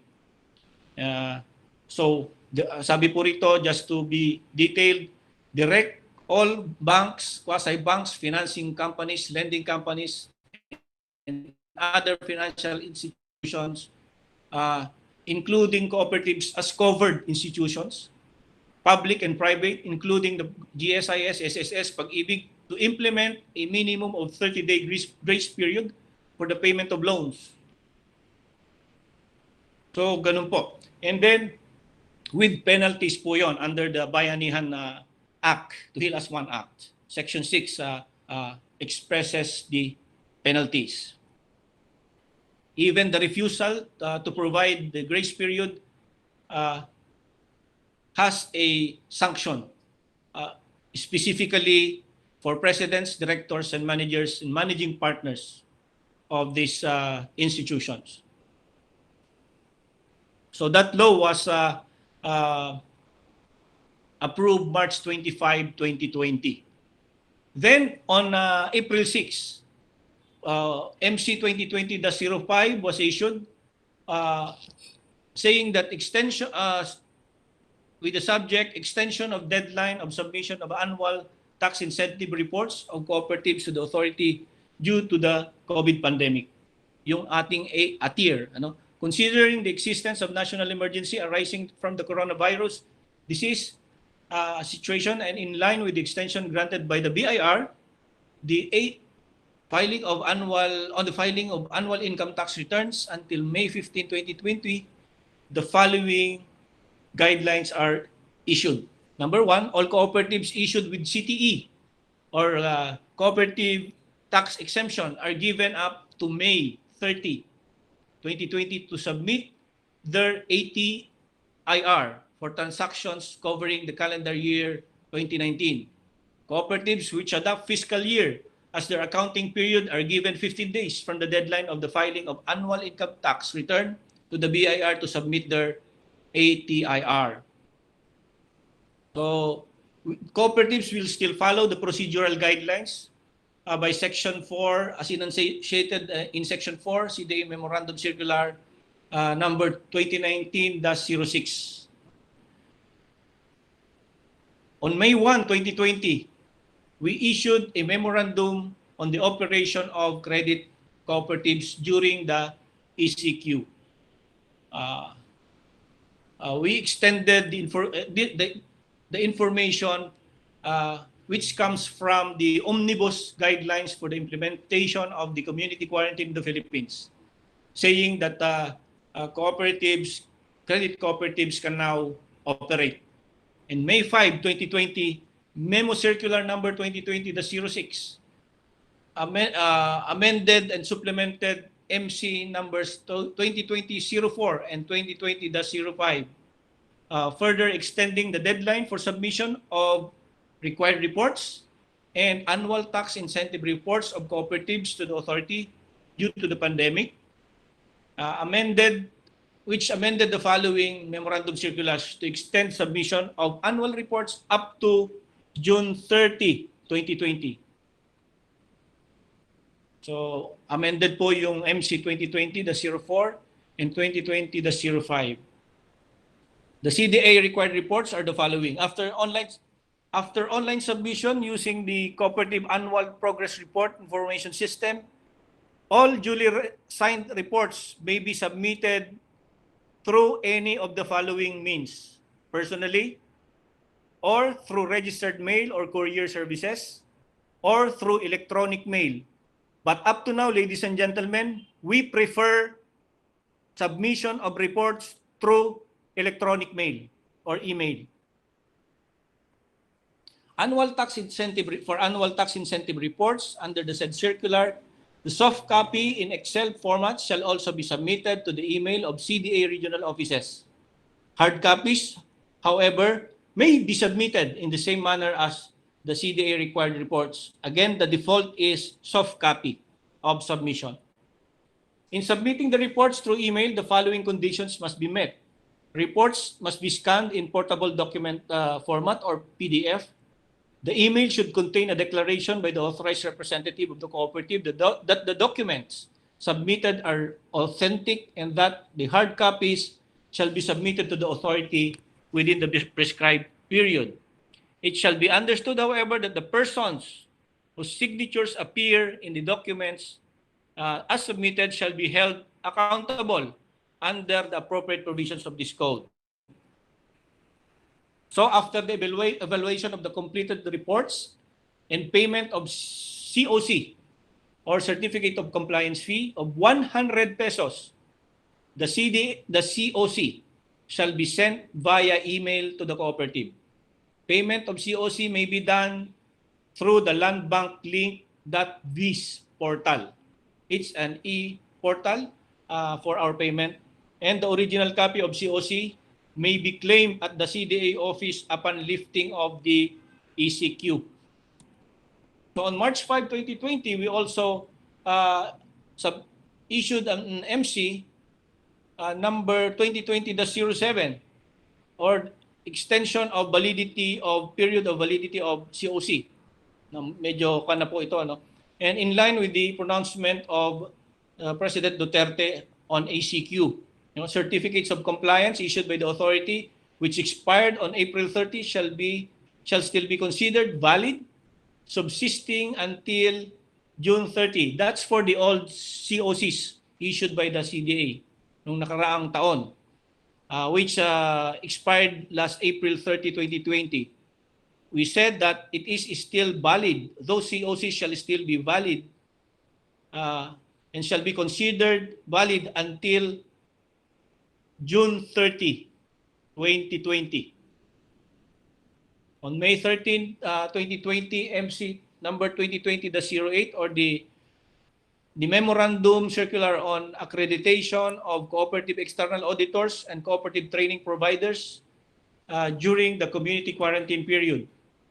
The application of accreditation of external auditors and training providers will now be through email. Applicants may submit their applications and corresponding documents to the CDA regional office through email, and scanned copies of the documents must be sent to the CDA regional office emails. And for the conduct of mandatory training for cooperative officers, the accredited cooperative training providers may conduct training online or through virtual format. And then the ATPs or the training providers may choose to adopt web-based training, webinars, or other available virtual platforms, or a combination of virtual and homework, or blended, whichever is or are most effective in the delivery of trainings for cooperative officers. ATPs shall still comply with the required contents and minimum number of hours per training by submitting documentary evidence proving compliance thereto. ATPs shall also submit periodic reports through the CDA regional offices email address. As to the other requirements, we will still follow previous memorandum circulars for the accredited external auditors and ATPs, which is MC 2019-10, 2015-10, and 2015-09. On May 20, 2020, MC number 2020-10, Guidelines on the Conduct of General Assembly Meetings of Federations, Unions, and Cooperative Banks through video conferencing was issued, which is very much awaited by our federations, unions, and cooperative banks. Of course, including the primaries. These guidelines does not include memorandum circular. By the way, para sa mga nakikinig pong baguhan sa Cooperative Development Authority at sa kooperatiba, pag sinabi po namin sa CDA na MC or Memorandum Circular, these are the policies issued by our Board of Directors. Pag sinabi po naming memorandum, this is either issued by our chairman or on operational matters, yours truly. So, papatuloy po ako. These guidelines says that regulatory relief for covered cooperatives. Who are the covered cooperatives? Federations, unions, and cooperative banks who failed to conduct their general regular assemblies, meetings, because of the community quarantine and which their bylaws do not provide for video conferencing as a mode to conduct their GAs. And then the regulatory relief for covered cooperatives which have conducted their GA prior to the imposition of the community quarantine, but intended to conduct GA meetings during the said period through video conferencing, even if not provided in their bylaws, or as a general guide and authority for co-ops who may want to amend their bylaws to include the conduct of their GAs through the video conferencing pending the approval of the said amendment. Again, the covered cooperatives for these memorandum circulars are the federations, unions, and cooperative banks. What are the requirements?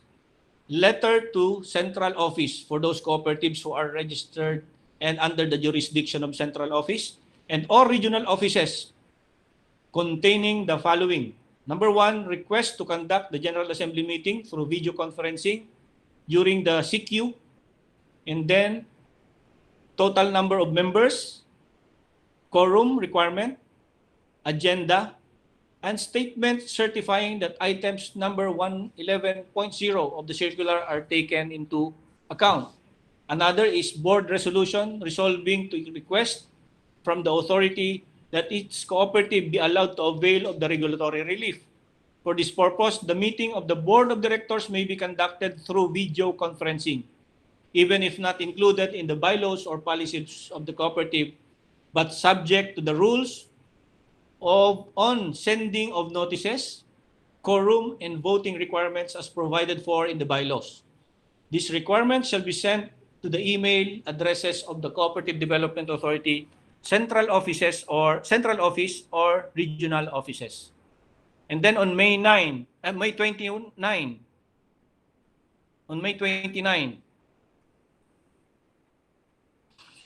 we issued memorandum, but take note that this memorandum shall be amended because of the developments in the issuance of the IATF.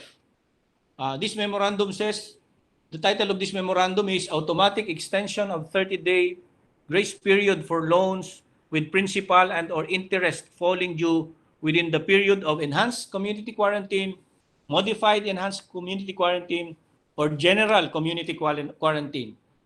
But I repeat, this will be amended. It is saying that all covered institutions shall implement a 30-day grace period for all loans with principal and or interest falling due within the ECQ period without incurring interest on interest, penalties, fees, and other charges. The initial 30-day grace period shall automatically be extended if the ECQ period is extended by the President of the Republic. under the Bayanihan to Heal as One Act. We are quoting the memorandum quotes from the law. So we are just advising for the automatic extension of 30-day grace period for the 3 quarantine descriptions, ECQ, MECQ, and GCQ.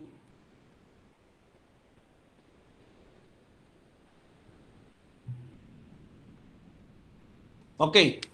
So the guidelines for other issuances or other pronouncement of the board and the board of directors of the CDA are, we also issued guidelines for the CDA operations.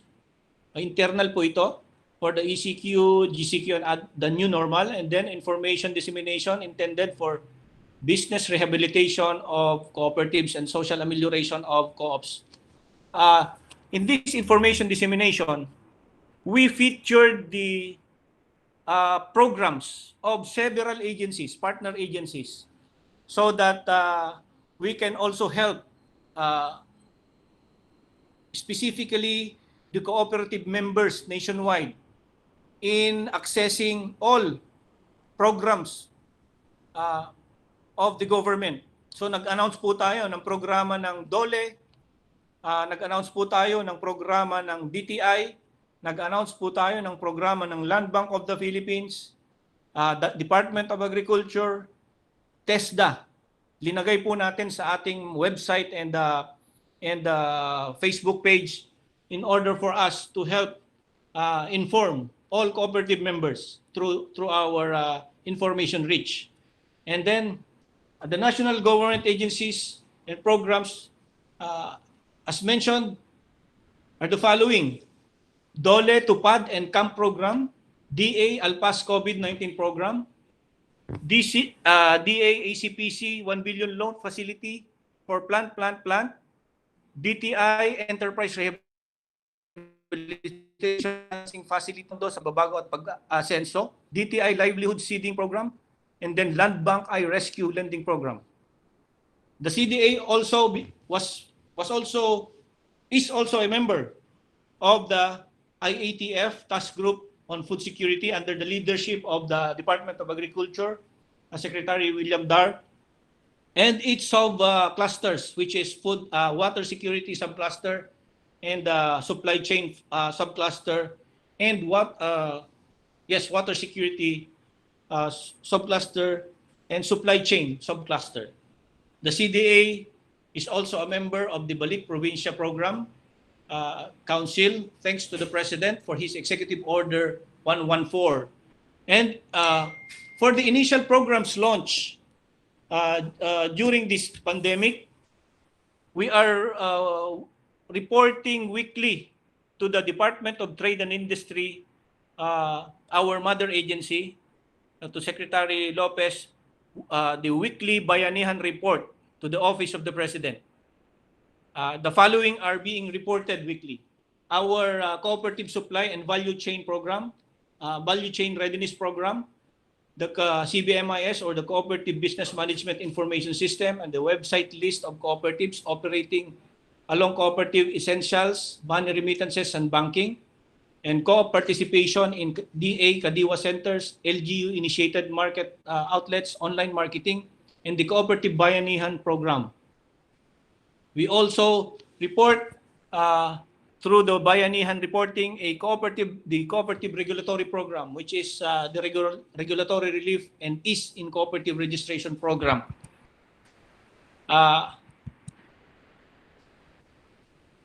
Through the initiation of our board of directors, we formulated the CDA Comprehensive Action Plan Against COVID, subtitled To Fight, Mitigate, and the Effects of COVID-19 and in Transition to the New Normal. So with this, the portions are General Administration Services. We are arranging our office. We have crafted guidelines and even physical arrangements to prepare for the new normal, and while the crisis is going on, we are arranging our office so that we can be prepared na magsilbi po sa mga tao, sa mga kliyente habang merong pandemiko. So with the health protocols, of course, we are implementing the minimum health protocols and other measures as issued by the IATF. We have also prepared a co-op Balik Probinsya program under our participation with the Balik Probinsya Bagong Pag-asa Council. We have the Co-op Bayanihan program, and we have the information and advocacy on safety and health protocols against COVID-19 for cooperatives, the regulatory relief, the cooperative supply and value chain program. So what we are doing in the last March, April, and May has been institutionalized through this comprehensive action plan against COVID. Naging part na po siya ng work and financial plan ng Cooperative Development Authority through this action plan.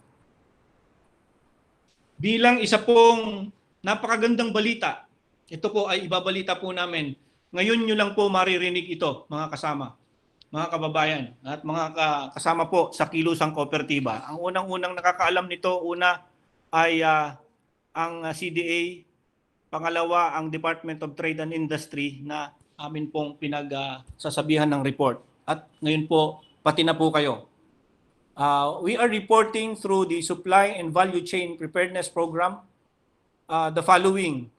Number of cooperatives officially enrolled or registered in the CBMIS nationwide plus or 530 co-ops are in our CBMIS, plus we have monitored 5,197 cooperatives who are during the crisis period, no, up to now, March, lalong-lalo na po nung kasagsagan, no, cooperatives are there providing services.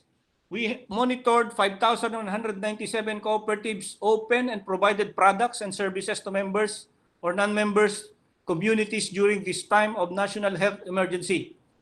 So those the cooperative members served 7,437,335 and 123,774 non-members. Yan po yung nagawa nung pagkilos ng mga kooperatiba under the supply chain, no? Meron pong involved sa rice and other commodities, rice, vegetable, other commodities that serves communities. Yan po ang number ng kumilos na na-monitor po namin. And ilinagay na namin sa aming website para nang sa ganon makasama sila. Kung may maghanap ng supply ng food, nakikita sa aming website ang pangalan at ng kooperatiba at maaari po nilang kontakin through the Cooperative Development Authority yung mga kooperatiba na yon. Hanggang ngayon, nakapost pa po itong mga ito. And then, ito po ang nakakamangha, yung pong Co-op Bayanihan program natin. Wherein we witness cooperatives really helping in the front lines and really helping their communities and their members in facing this crisis. We have 1,909 cooperatives that assisted frontline personnel, clinics, hospitals, and health facilities during this COVID-19 pandemic, in which 59,578 non-members served and 2 hospitals and 52 LGUs also served. We also have 4,118 cooperatives extending or provided cash provided assistance in terms of cash. Umabot po ng 930,746,477 million cash ang na-disburse ng mga kooperatiba para tumulong po sa ating gobyerno and then at sa mga tao, serving 772,486 members and 82,325 non-members. And 2,678 cooperatives extended or provided assistance in terms of goods, food packs, and PPEs in kind po. Is an estimated 384,491,032 pesos worth of goods, food packs, and PPEs ang naipamigay po bilang assistance ng ating mga kooperatiba, serving 776,457 members and 17,603 non-members. Nakakatuwa po ang ginawang pagtulong ng maraming kooperatiba. And then, as part of the Co-op Bayanihan program, we have 664 cooperatives that extended assistance in terms of voluntary activities, free transportation, medical assistance, free shelter, benefiting 77,850 beneficiaries, served with an approximate non-cash assistance amounting to 1.8 million in 6 LGUs benefited. Also, we have 1,596 cooperatives that utilized their community development for the community, reaching 332,827,528 million in terms of amount, and 844,271 members were served, 12,601 non-members were served, and 96 barangays also served. 690 cooperatives distributed interest on capital and patronage refund, reaching 1,339,968,760 pesos, billion pesos, and benefiting or serving 618,804 members, and 1,136 cooperatives utilized or distributed other funds for assistance to members and non-members, amounting to 554,076,853, and serving 201,163 members, and 2,122 members, and 1,342 local community residents and 4 LGUs. As for the partnership between the CDA and the Department of Agriculture, we have 101 cooperatives linked with the Kadiwa Market Centers or Kadiwa Order system to supply, deliver, distribute, and or market agricultural products. 97 of co-ops with financial transactions monitored under the Kadiwa program, with transactions of 35.4 million pesos and 370 local communities residents served, and 150 cooperatives involved in other initiatives outside of the Kadiwa program, including financial outside of the Kadiwa program. 3.3 million worth of transaction outside of the Kadiwa system was monitored by our group, by the Cooperative Development Authority. Not only that, we encouraged and we coordinated with the cooperatives and we coordinated with the DA to link up these cooperatives. And we linked up also with the local government unit so that we will increase the participation of many more cooperatives in this partnership. So ladies and gentlemen, that is the Cooperative Development Authority response to COVID-19 in a span of 3 months until now. So maraming salamat po at magandang hapon po sa kanilang lahat. Mabuhay po ang Kilusang Kooperatiba, mabuhay po ang Cooperative Development Authority. Maraming salamat po. Maraming salamat po, ED Ray, and sa mga kasama pa natin ngayon na still watching us with our Co-ops e-forum. Yan po ang nangyari since nag-start yung ECQ in March, and patuloy pa po kasi kami po dito sa mga regional offices, patuloy pa rin nag-gather ng mga data ng mga tumutulong na mga cooperatives using their CDF for the members and for the community that they are in. Maraming salamat po, ED Ray. And Salamat.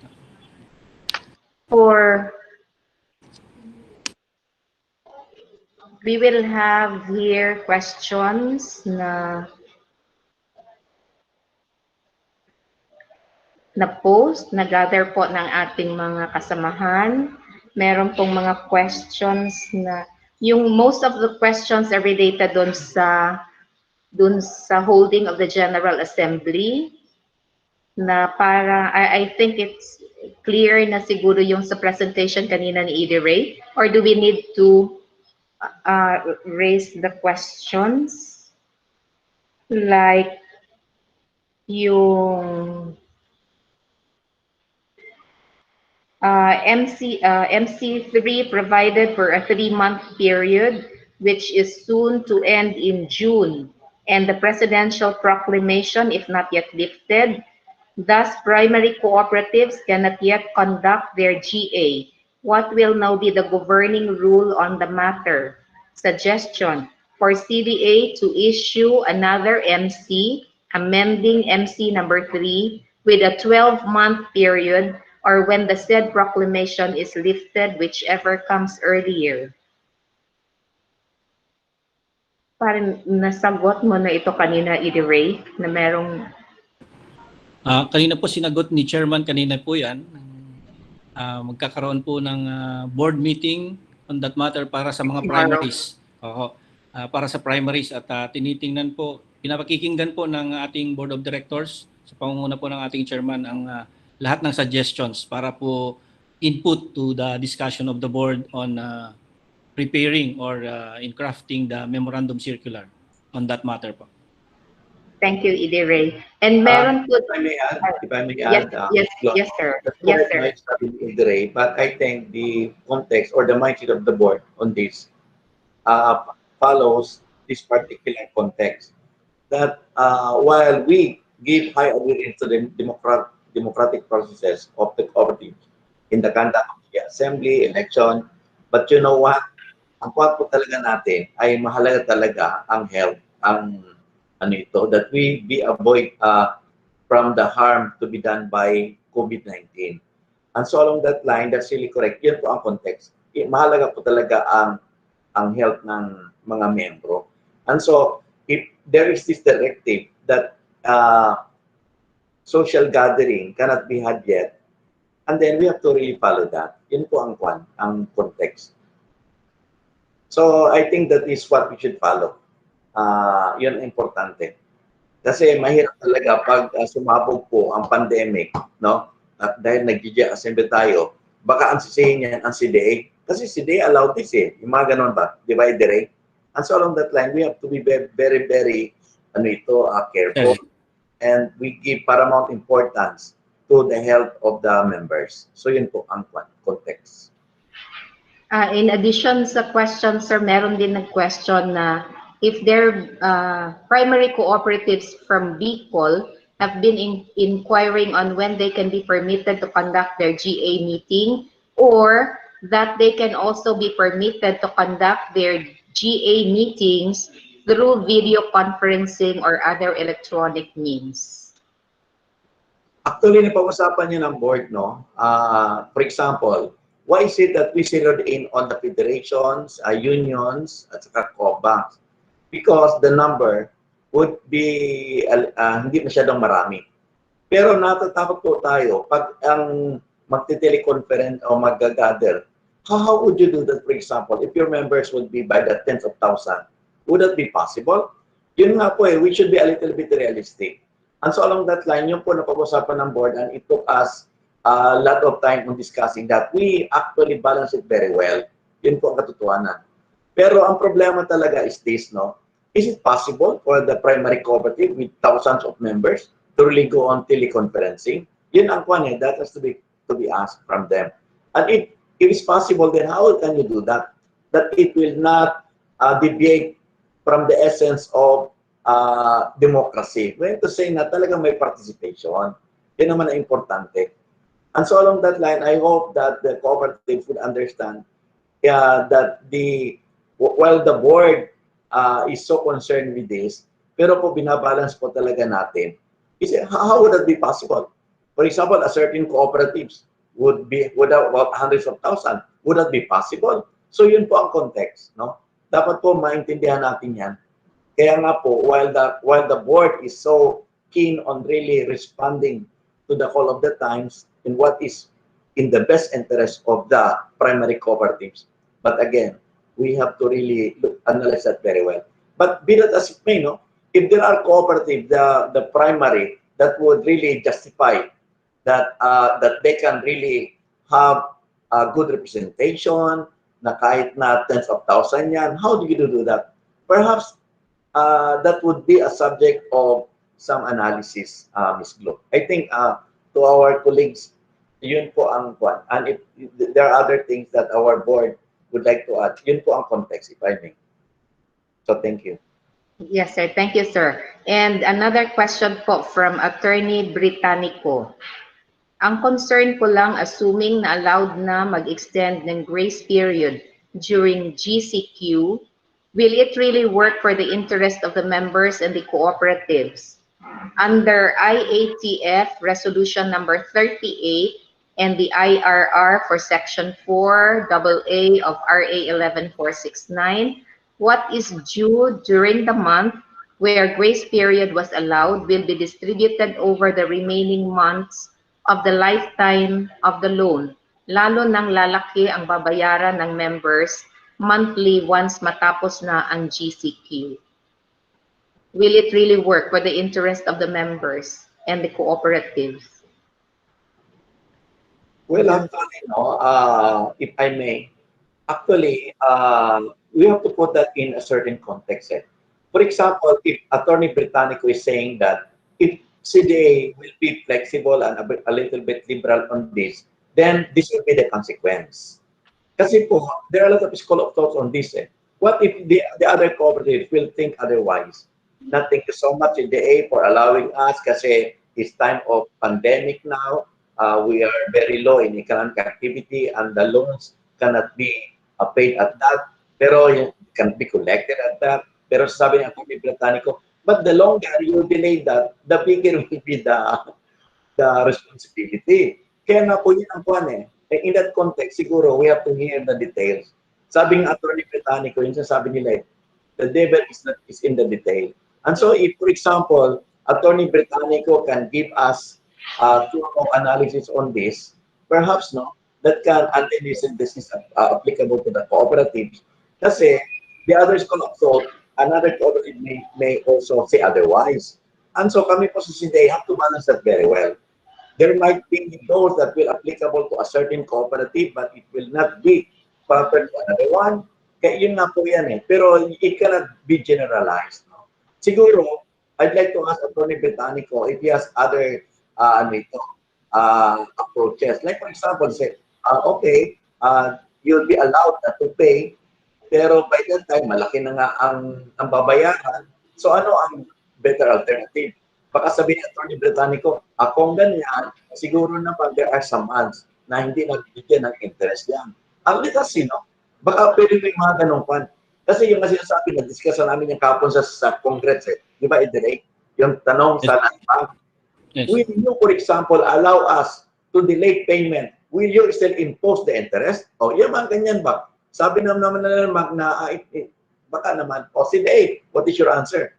Sabi naman, Edrek, well, in that particular month, baka naman wala ng interest. Di ba, Edrek? Yung mga ganyan ba? So, along that line, there are so many ways to answer Attorney Britannico that particular question. But we can generalize because what is true to one cooperative may not be true to the other cooperative. But then, siguro, based your own analysis, kasi magaling naman talaga ito si Attorney Britannico So, can we also listen to you if you have some other alternative course of action that will be applicable to you and to all the other cooperatives? Pag ganun lang siguro, Attorney Britannico, if I may. And thank you, sir. Meron pa. Naglabas kayo ng MC on how to utilize the CETF of every co-op. Sa ngayong bawal ang big gathering, mayroon po ba kayong suggestions kung paano na ilulunsad? Particular ang mga mandatory seminars na requirements para sa mga eligibility ng mga officers para sa election or appointment. Salamat po. Well, actually, if I may answer that, parang ganito ito You know what? Kaya nga, actually, in the world of cooperativism, no, we really give high importance to one capital. Ang sabi nila, the number one capital is the human capital. Then ecological, then financial. Pangatlo lang yan. Ang number one is human. That's the reason why we have to allocate this much so that we can develop the human capital. Pero the problem is this. Just like in education, they cannot be gathered in the school, so there are alternatives, no? So along that line, I'd like to ask, like for example, if the Secretary of Education will say that, well, siguro meanwhile, they may not be able to go to class, but they could continue their learning through the following. Do they have video conference, whatever, schooling on this and that? Siguro, to answer that, no, it is kasi talaga pong hindi pa natin talaga alam kung saan pupunta so wala pa talaga yung vaccine. Tapos it is so, improper if we will call for this big gathering to trainings. O ngayon po siguro we can open this in the ring. Yes, sir. Other alternative courses of mga conducting seminars for your members. Yes, sir. It may not be proper for gathering. Baka pwede naman yan sa ginagawa natin ngayon. That's why earlier when I give our message, we give importance to this kind of virtual conferences and everything. Would it be possible? Would it be possible for you to disseminate itong mga trainings sa inyo through whatever means, not necessarily that you have to be gathered? Siguro we have to ask also the cooperative on how can that be done. Yes, sir. Yes, sir. Can I ask? Yes, please, Asikla. Yung ating din po, Chairman, meron na silang mga tao natin sa CDA. Meron na rin po silang pinag-aaralan tungkol dito sa mga seminars and training natin. Hindi pa lang nila na-submit sa board for approval na paano gagawin yung mga online seminars and trainings. This is to be aligned with the new normal. Kasi hindi naman po ito matatapos kaagad the next month. Kasi medyo very uncertain kung kailan siya matapos. So ngayon po, may mga tao natin sa office, meron na po silang, sa ngayon, meron na silang pinag-aaralan kung paano natin magagawa yung ating mandatory trainings online. So, baka one of these days, mai-present sa board yan. And then, total naman, hindi naman ang CDA board tumitigil sa paghahanap kung saan tayo makakatulong sa mga co-op. So, antabayanan lang po natin, baka next week may bagong lalabas naman tungkol sa mga General Assembly ng mga primaries, kasi sa Unions and Federation meron na tayo. Rest assured sa lahat ng co-op na nakikinig ngayon, ang CDA po ay hindi tumitigil kung saan kami makakatulong sa mga questions na nasa isip ninyo ngayon, kung paano yung mga yan. Hindi po tayo tumitigil para po sa kaayusan ng mga kooperatiba. Thank you so much for that. Siguro sabihin din natin, don't you know, na the board is meeting regularly, weekly, at pag mayroon pa mga importante, sometimes more than that pa. Yes, Mr. Chair. Sabi ni Asikla, no? Ipapaalam natin sa mga co-op, Mr. Chair, na nakikinig, na nung wala pa pong pandemic, ang Board of Directors ng CDA ay nagmi-meeting po once a month or minsan twice a month kung may mga emergency. But this time of pandemic, ang CDA po, Board of Directors ng CDA kasama ang chairman at ang executive director, nagmi-meeting po ng twice or once a week. Ganun po ka-alert ang mga pamunuan ng CDA para po masagot natin ang mga pangangailangan ng co-op. Ganun po. Thank you for that, Asikla. Please, Ms. Glo. Ms. Glo? Yes, Gusto ko lang yes, i-reinforce at bilang witness sa trabaho ng board natin na grabe ang kanilang trabaho. Kahit kung pwede nga lang gawin nilang 3 times a week yung yung meeting, but ngayon tungkol dun sa sinabi ni Attorney Britannico kanina regarding siguro ang binabanggit niya yung memorandum circular, sir, na memorandum pala na tungkol sa grace period in the ECQ, in the MECQ, and the general quarantine, general community quarantine. Actually, nabasa na po ng ating board at nabasa na po ng ating chairman yung guidelines number 38 ng IATF. At nire-review nila for kaya nga po sabi ko kanina, take note with the memorandum which was issued May 29 na ito po ay nire-review ng ating board subject to amendment. Yon. So makakaasa po sir si Attorney Britannico na ilalabas ni chairman yung issuance na yon later on, pupirmahan ng ating chairman yung kanila pong nire-review ngayon tungkol sa memorandum on grace period dun po sa ECQ, GCQ and MECQ. And for the trainings naman po, actually hindi lang nila binabanggit kanina pero nagsimula na po ang board natin, nabanggit nga nila kanina po, at nagsimula na ang board natin through issuing the memorandum circular on ATPs kanina po and yung training providers and the cooperative auditors, external auditors.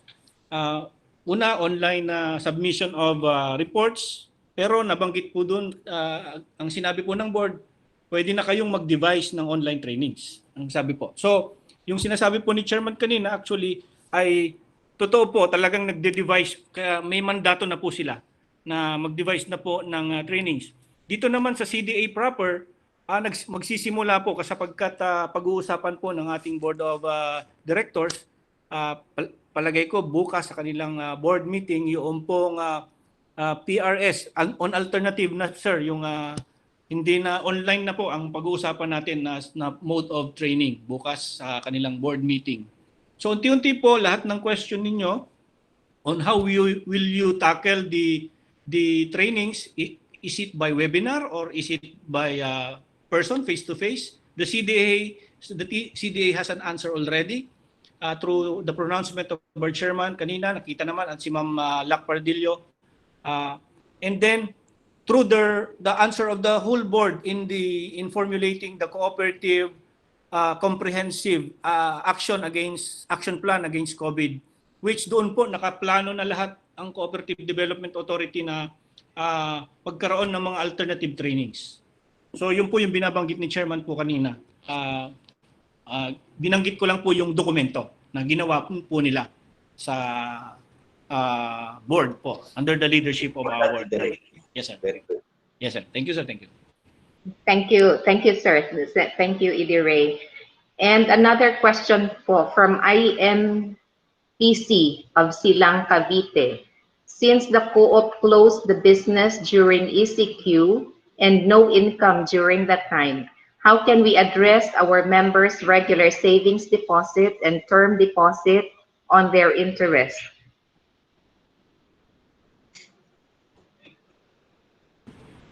No income, how can they pay interest? No income nga eh. No economic activity. And so along that line, what is really possible that you can continue now your operation because that is the scenario. No operation, no economic activity, no income. But then you have to pay, you have the obligation to pay interest. Now, how would you balance that? No? I think that is one.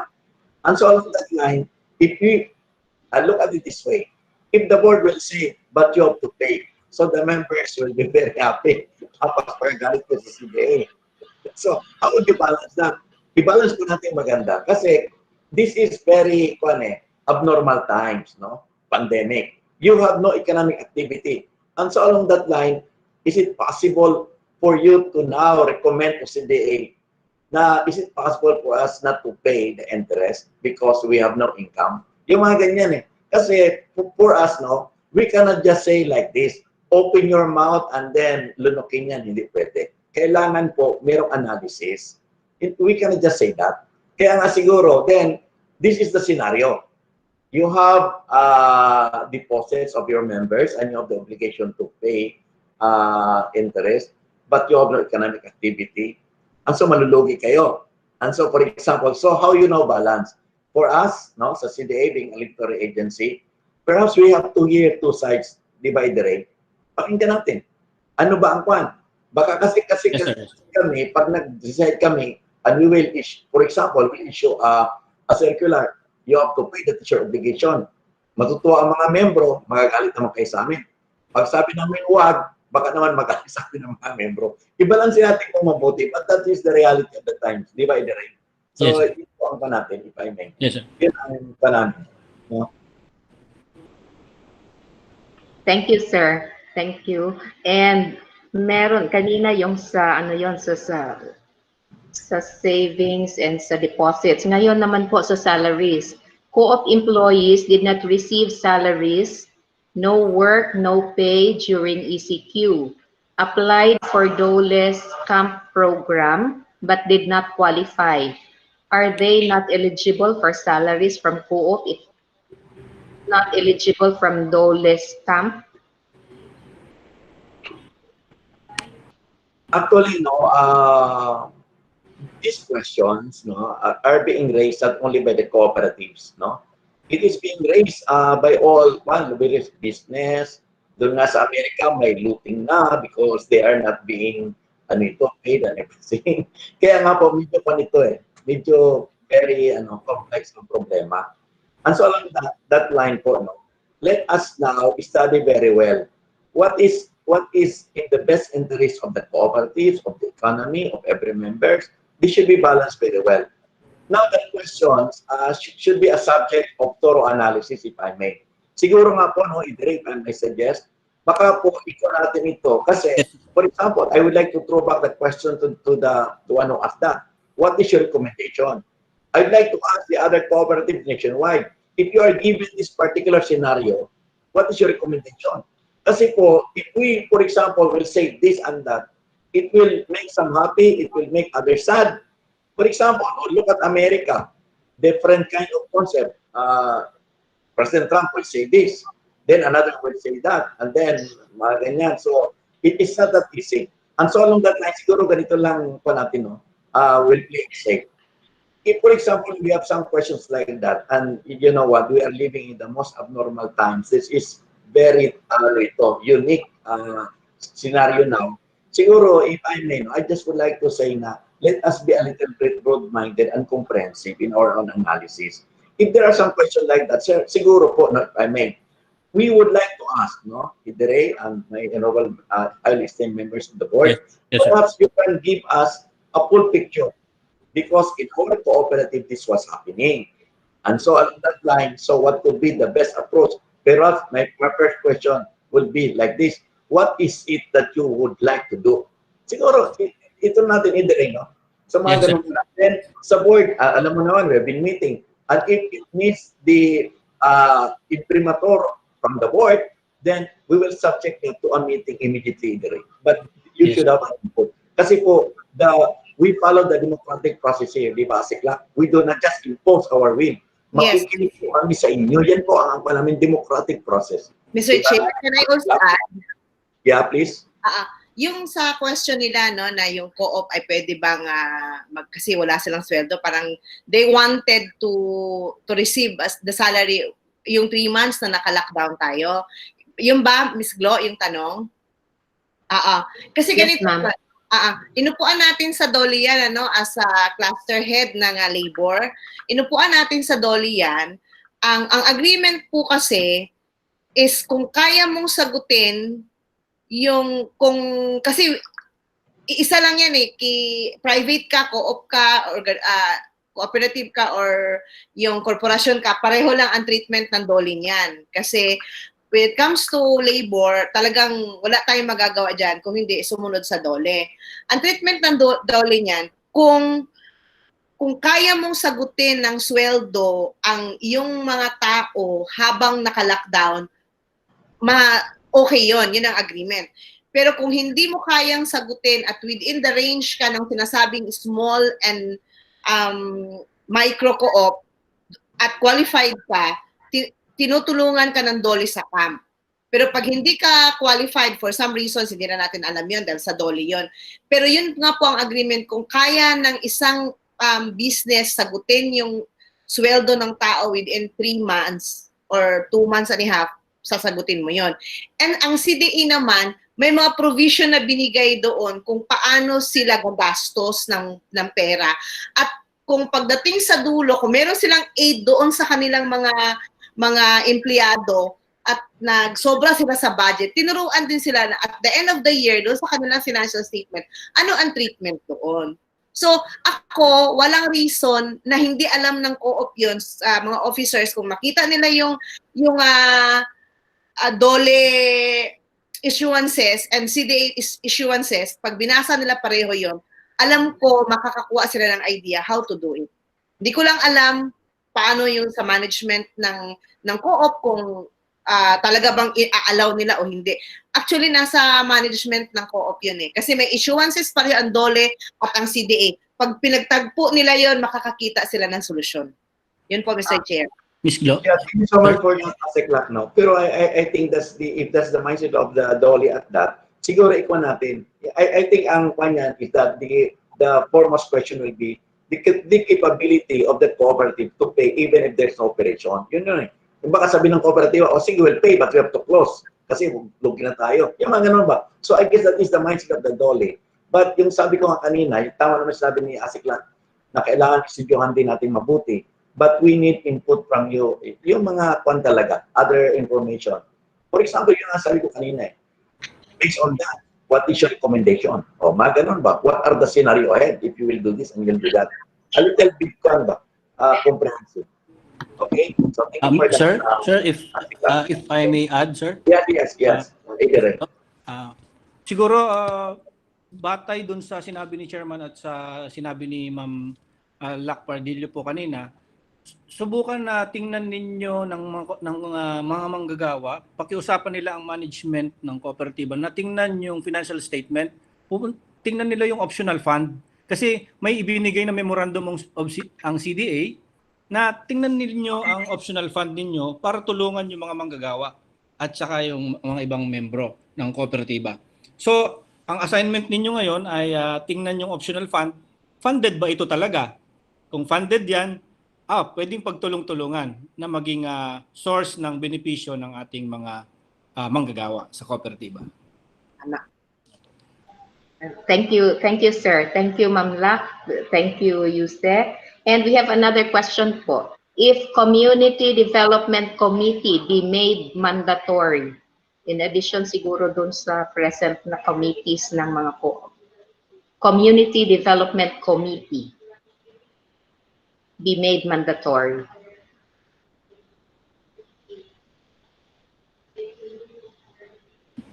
Sister yata yung ano? The community development, what do you call that again? Committee. Baka ang ibig niya sabihin, sir, wala kasing name dito. Baka in addition to the existing na committees ng co-op, Community Development Committee to be made mandatory. Is that included in the may legal provision ba yan? Yan ang kwan idere. Yung ganyan. Yes, sir. And other creation of those committees. I guess that is very clearly stated in the law. Yes. Other committees, sir. The other committees that is within the the decision of the cooperative that this is necessary because of the following grounds and everything. Siguro CDA cannot tell but abide by that particular recommendation of the cooperative. What are the bases? Kasi sa amin naman, as regulatory agency, we abide by the provision of the law. Diba? So yun. I think that's the answer there, Ms. Glo. Yes, sir. Thank you, sir. And there is a posted suggestion, sir. Since CDA is a member of the BP2 Council, the role of CDA is very important in the Balik Probinsya Bagong Pag-asa program.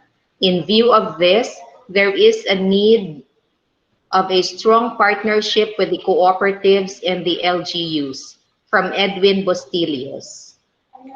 Well, thank you so much, Edwin, for that, no? Yeah, as we were meeting yesterday sa Committee on Co-op Development, I appreciate what you have said there, na kailangan talagang merong ang mga participation ng CDA at other agencies. I thank you for that. Now this time, ito po ang ating we were requested by the council to present our roadmap ahead, a roadmap on that. And if I may, I'd like to give you that, no? It's quite long, mga 10 pages yon. Pero if I may, I just would like to summarize. Ang PAM po talaga, we see the very important role of the cooperatives, especially in agricultural development, the agri-cooperatives. Kasi ganito ito eh, meron kaming analysis na sinabi ni Edwin na why are the farmers leaving the rural areas? Kasi sa research na nakita ko, no, done by Xavier University, bawat 5 raw magsasaka, lalo na yung mga kabataan, ay umaalis because farming has become non-viable. Why should it be, bakit non-viable? Sabihin ko sa inyo totoo. Kasi, lalo na itong tarification, itong narikwang ko sa study nila, for example, other countries in Southeast Asia are just actually producing rice at about 5 to 6 pesos per kilo. The Philippines is still producing it at 13. Ngayon, naglabo-labo na ang rice na galing sa ibang bansa, hindi na mabili ang rice nila. It's just an example. So, they close their kasi alis na kami rito. Lugi na kami. Wala na pa. So, isa yan. Ngayon, marami kaming analysis. The other one, ang mga IPs, we're just here in Bukidnon. Why are you leaving farming? Tingnan mo naman ang nangyari sa amin. Nawala ang aming mga lupa. Sa kami pupunta. And so, along that line, we are a little bit realistic, Edwin. Tingnan namin mabuti, bakit umaalis ang mga magsasaka? Magja-janitor na lang sa Manila, magda-driver, ano ba yan? Kaya ang sa namin, that is food security. So along that line, we analyze very well. It is a great social injustice if the farmers are not in control of their mode of production and marketing. Who profits, who benefits, who controls? It's not the farmers. Big business are doing that. So how do you do that, Edwin? You do that by way of empowering our farmers through cooperativism. And so along that line, we have been saying that, alam mo itong sa pagsasaka, binibili lang pala yung fertilizer, 100 peso ammonium sulfate sa Ukraine. Pagdating sa Mindanao, 1,500 na. That is a big social injustice. Kaya nga sabi ni, let us correct this. And so along that line, ang mga kooperatiba rito sa Mindanao, they have been producing organic fertilizer. They have been producing organic pesticide and herbicide. You go to Hingog, they're doing that. And so along that line, that is our framework. Ang sabi namin, make farming viable para hindi umalis ang mga magsasaka sa kanilang pagsasaka. Because they are the unsung heroes. They are the, they produce the food. And yet, ang kanilang lamisa, walang pagkain. Kaya po kami, we salute, no? Isang pagpupugay kay Senator Bongo. Tama po ang talaga ang paliprobinsya. But this time, ang sasabi po namin, the cooperatives, lalo na po ang mga itong medium at large, to now really have coordinate with CDA and other offices. Kasi pinakita namin ito niya sa aming roadmap. Ang laki talaga magawa ng mga big cooperatives at saka mga medium in bringing back. For example, kinuha namin, like dito, you go to Bukidnon, hundreds of thousands of hectares in Talakag are without, walang tanim. O ngayon sabi namin, nakapayroon ng training center ang CDA. O ngayon, pumasok ang mga kwan. O anong gagawin namin, Chairman? O sige, PLDT, magpapatay tayo ron. They will now be coming here, perhaps next week. Sabi ni Vice Chair Serge. O ano mangyari?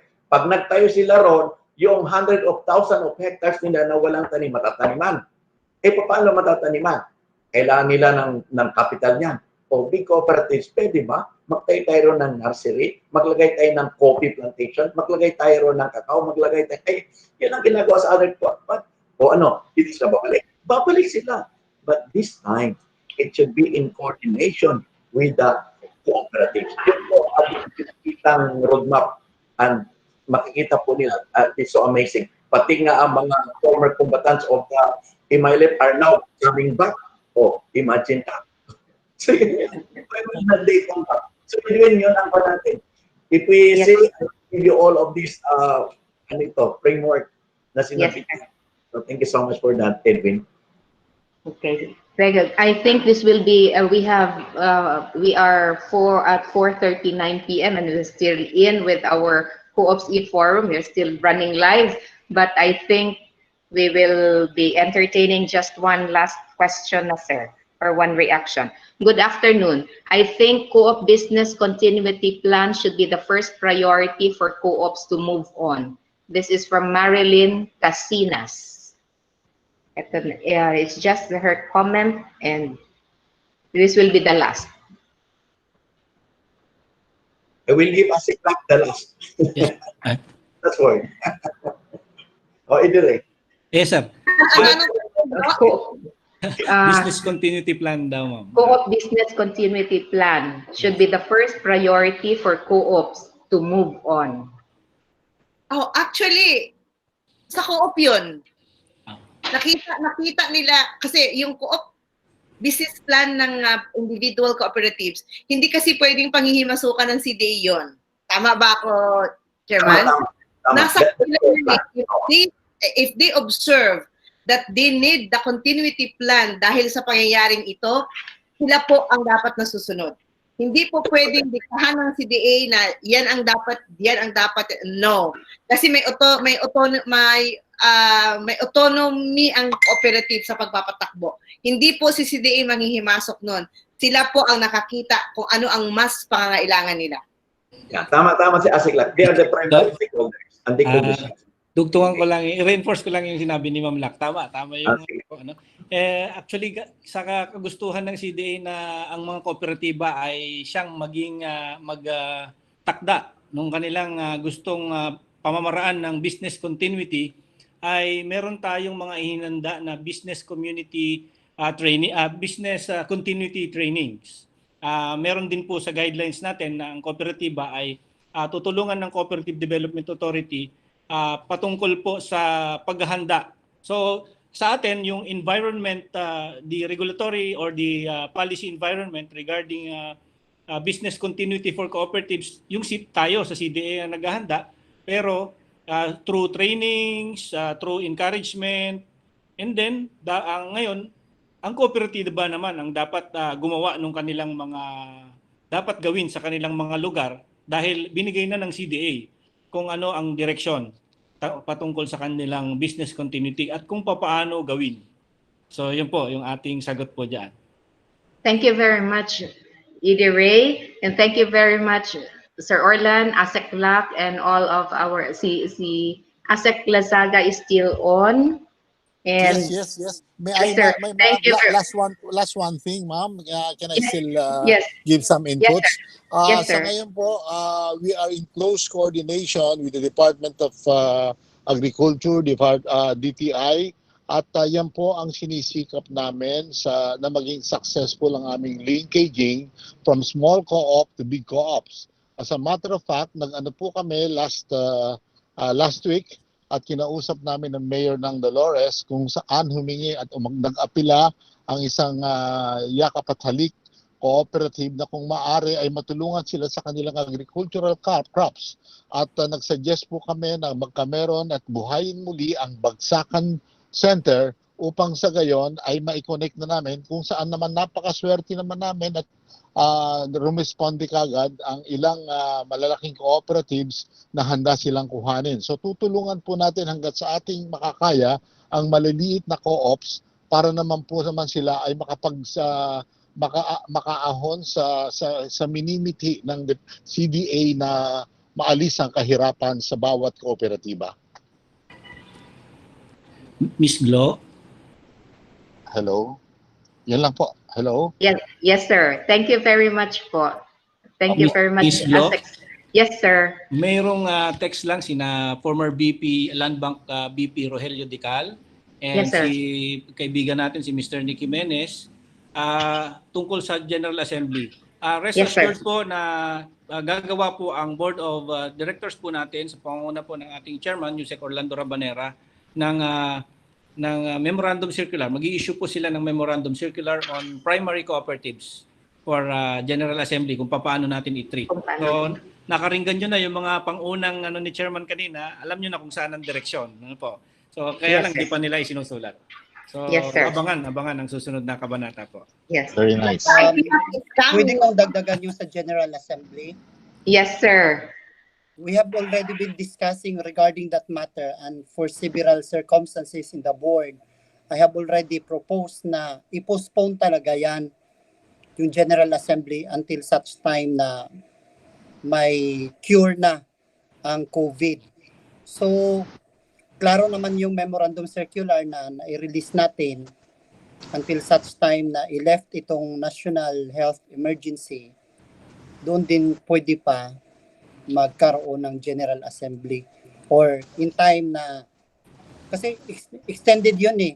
Although 3 months lang siya, pero may ano yun, dugtong na until such time that the national health emergency is lifted. So, tomorrow, that will also be tackled in the board para ipalabas na yung bagong memorandum circular para wala nang malito na mga cooperative. Okay po, Thank you. sir. Thank you. Thank you, sir. Thank you sa ano. Thank you very much sa ating mga administrators. But now, I think it will be time for calling again ED Ray for the parting words and the closing message for this Co-ops e-forum. Executive Director Ray Elevaso. Salamat, Ms. Glo.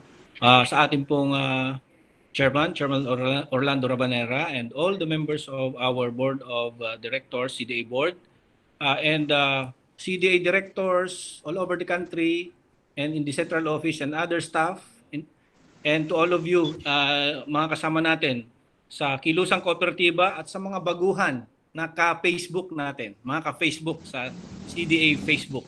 Maraming salamat po. Unang-una ay pagpapasensyahan nyo na po yung mga technical glitches. Alam nyo, ang Cooperative Development Authority ay baguhan, pero unti-unting nagiging veterano na sa mga ganitong pagpupulong sa web. Ano po? So, patuloy po namin... Buksan mo. Hindi pinatay. Patuloy po namin i-enhance ito. At gaya ng sinabi po kanina, every 2 weeks,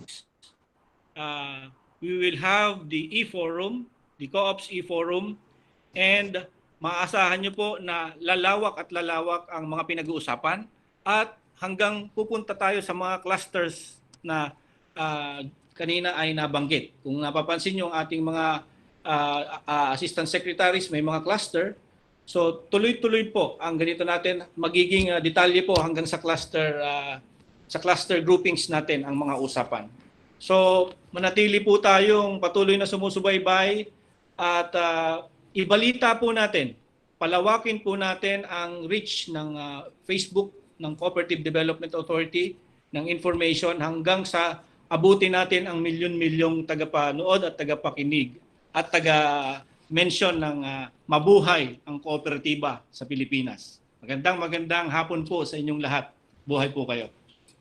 Thank you very much. Magandang hapon din po sa lahat ng mga nakisama sa atin ngayon for this Co-ops e-forum.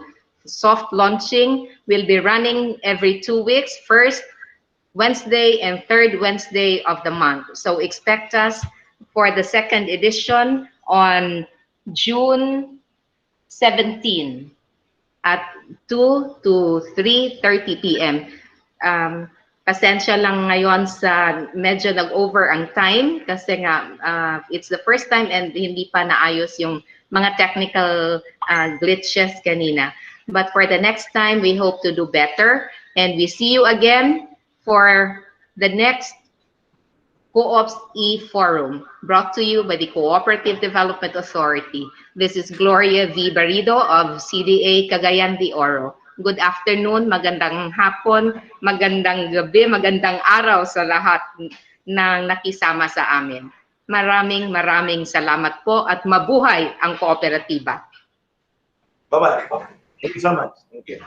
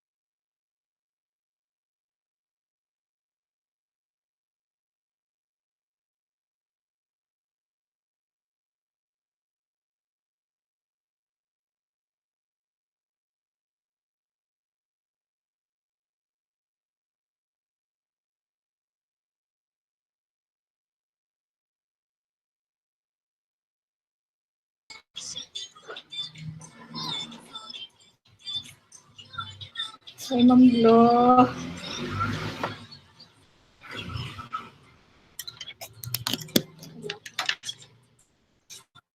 Hi, Ma'am Glo. Hello. Yes, ma'am. Sorry po. Yes, ma'am.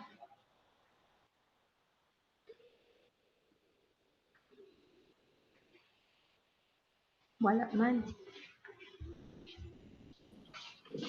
Yan. Hello, ma'am. Oh, thank you, thank you, thank you. Buhay very pa ako, ma'am. much.